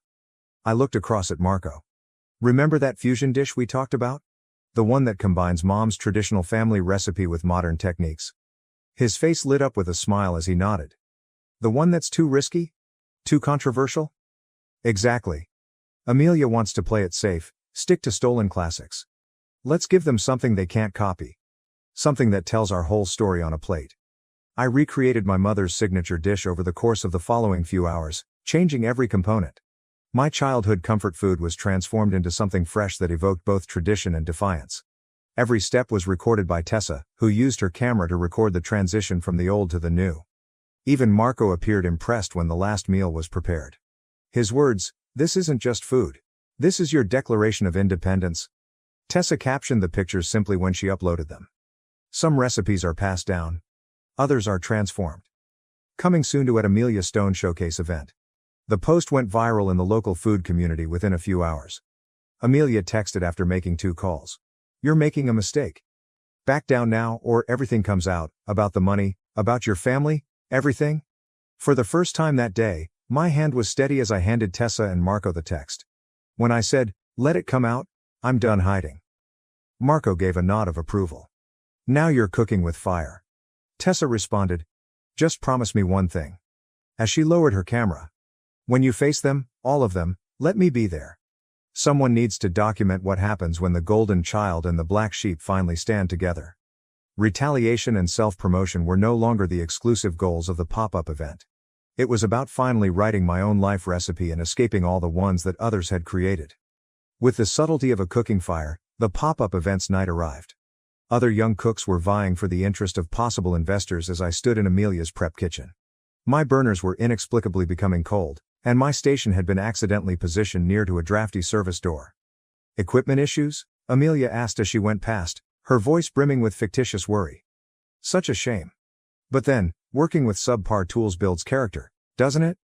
I tried not to notice that she had placed my mother at a prominent table right in front of me, so I focused on my preparations. Evelyn Hawkins wore her critical face like a crown as she sat there like a queen at court. Someone shouted, 10 minutes to first service?" I grabbed for my sauce with trembling hands, only to discover that the container was empty. Only a few minutes ago, I had filled it and had turned my back. "Looking for something?" Amelia produced a well-known container. "Oh, this? Found it by the sink. Looked spoiled, so I tossed it. Health and safety, you know?" In a flash, 3 months of labor were gone. Recalling Marco's remarks about maintaining control under duress, I held my knife so tightly that my knuckles turned white. However, this was deliberate devastation rather than merely pressure. L.A. With her camera in hand, Tessa showed up at my station. Mom's talking to the investors. She's showing them something on her phone. I felt sick to my stomach. I could see my mother making impassioned gestures through the service window, and the investors' expressions were getting serious as they turned to face me. With a shake of his head, one of them got up and left. Tessa muttered, "It's the lottery ticket. They know." The room began to swirl. Every cautious step I had taken toward freedom, everything I had created, was falling apart. No financiers. No sauce. There is no hope. Through my panic, a voice said, "Chef Hawkins? Health Department. We need to discuss some concerning allegations about your food handling practices." Naturally. The icing on the cake. I glanced around the kitchen, taking in my mother's contented grin, Amelia's victorious smile, and the other chef's adamant avoidance of eye contact. This was the feeling of complete defeat. "I'm done," I muttered as I tied my apron. "They win." Tessa grabbed my arm and said, "No. Remember what you told me about Mom's recipe, about making it your own? So your sauce is gone. Make something better. Something they can't steal or destroy." "With what?" "I have nothing left." She took out her phone and showed me the pictures she had shot of our late-night cooking sessions, saying, "You have me?" At the final picture, she paused. Marco and I were in the kitchen, giggling as I tried a failed dish that had unintentionally become something fantastic and completely different. Marco had remarked that evening that sometimes the best dishes come from disasters. I glanced at the essential elements that were still there, at my almost empty station, at my sister's resolute countenance, and then at my mother, who was now approaching us with that well-known look of disappointment. She began. "This has gone far enough, it's time to—" "You're right," I interrupted, grabbing my knife. "It has gone far enough. Tessa, start filming." Amelia shouted, "What are you doing?" As I started slicing the few items I had left quickly. "I'm cooking," I declared, my knife moving deliberately. "But not your way, or Mom's way, or anyone else's way. My way." The service was 20 minutes away. No sauce, no financiers, no assistants, just my trembling hands and my sister's camera. Maybe it was the intention, but all I had planned was in ruins. Perhaps in order to discover what I truly needed, I had to let go of everything I believed I desired. "Last call for plating," was said by someone. I gazed at my creation, honest, straightforward, the product of defiance and despair. It wasn't flawless. I hadn't even planned for it. However, it was truly mine. With her camera trained on my hands, Tessa questioned, "Ready?" I took the first plate and nodded.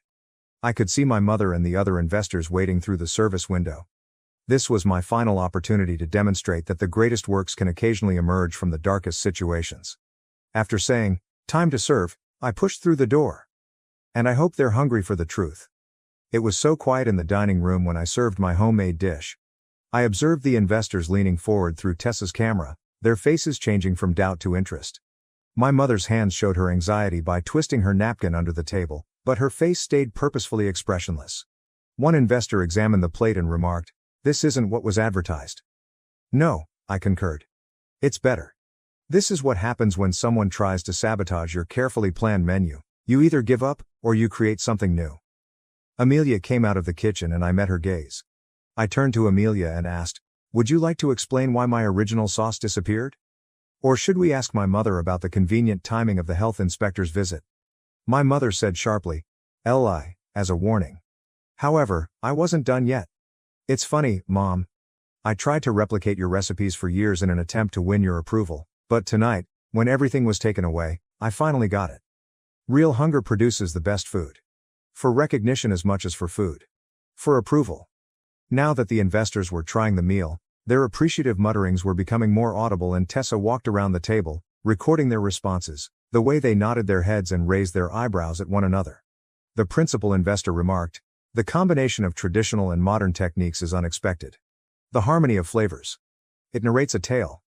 "That's because it's my narrative," I responded, "the genuine one, not the one they wanted to share. About creating something out of nothing. About converting rejection into motivation."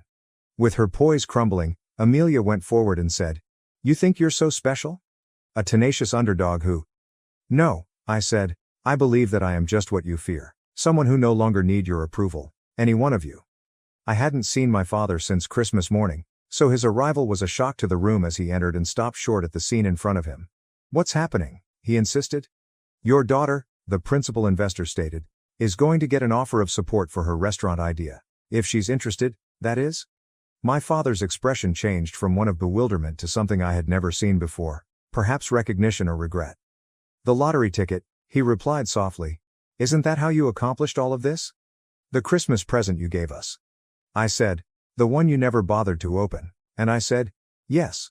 Suddenly my mother got up and said, you had no right to. Mom, to what? To want something different than what you planned? I yelled. To be successful without your consent?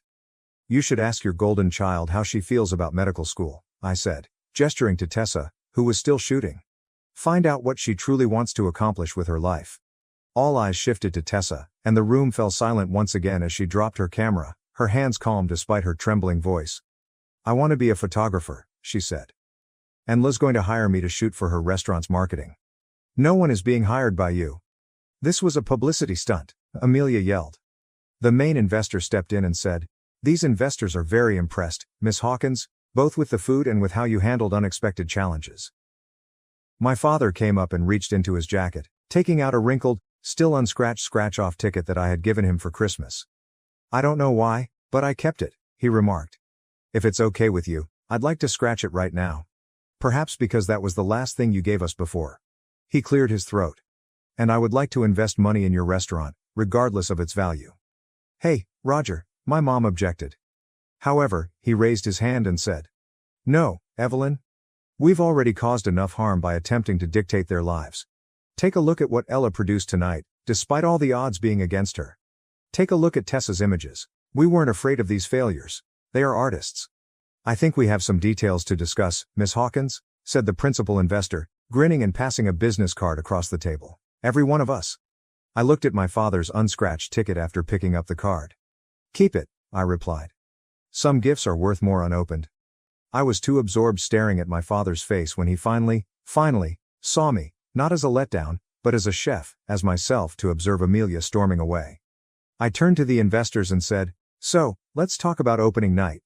The restaurant was packed, as it had been every night since it opened, and I was standing in my own kitchen, 6 months after the pop-up event, watching the dinner service unfold through the pass. The walls were covered in Tessa's photos, which included candid candids of our family's adventure as well as beautiful views of our hallmark dishes. Marco entered with a familiar envelope as the door slid open. He handed it to me and said, special delivery. Found this at my restaurant. Amelia's was the return address, and there was only one page inside. Last week, I shut down my restaurant. It turns out that building success on other people's formulas isn't worth much. You were correct. You must be the one who is hungry. As I folded the letter, I reflected on how, somewhere down the line, revenge had lost its appeal. Have you watched the special today? I nodded toward a meal that was waiting at the pass as I asked Marco. He grinned when he saw my mother's famous recipe, modified but still hearty. What was her reaction? She cried, I said. Then spent an hour telling me everything I'd done wrong while secretly eating every bite. I could see my family at their usual table through the kitchen window. My mother sat straight-backed as usual, but her eyes kept wandering to the kitchen with what appeared to be pride, and my father was showing Tessa something on her camera, presumably talking about her upcoming gallery show. My line cook said, Chef, we have a situation. At the kitchen entrance, I turned to see a familiar face, Amelia, who appeared smaller and less assured. She blurted out, I'm not here to cause trouble. I wanted to know if prep cooks are still being hired by you. I would have cherished this moment of defeat 6 months ago, but now, when I looked at her, I saw part of myself. That same hunger, just focused in the wrong direction for too long. The kitchen was silent, and everyone watched to see how I would respond. I said, tomorrow morning, 6 a.m., and be on time. Additionally, this time, Amelia, bring your own recipes. With a look of relief on her face, she nodded and rushed out. You're not the same chef who burned with revenge in my kitchen, Marco said, giving me a shoulder squeeze. No, I said. I feel better now.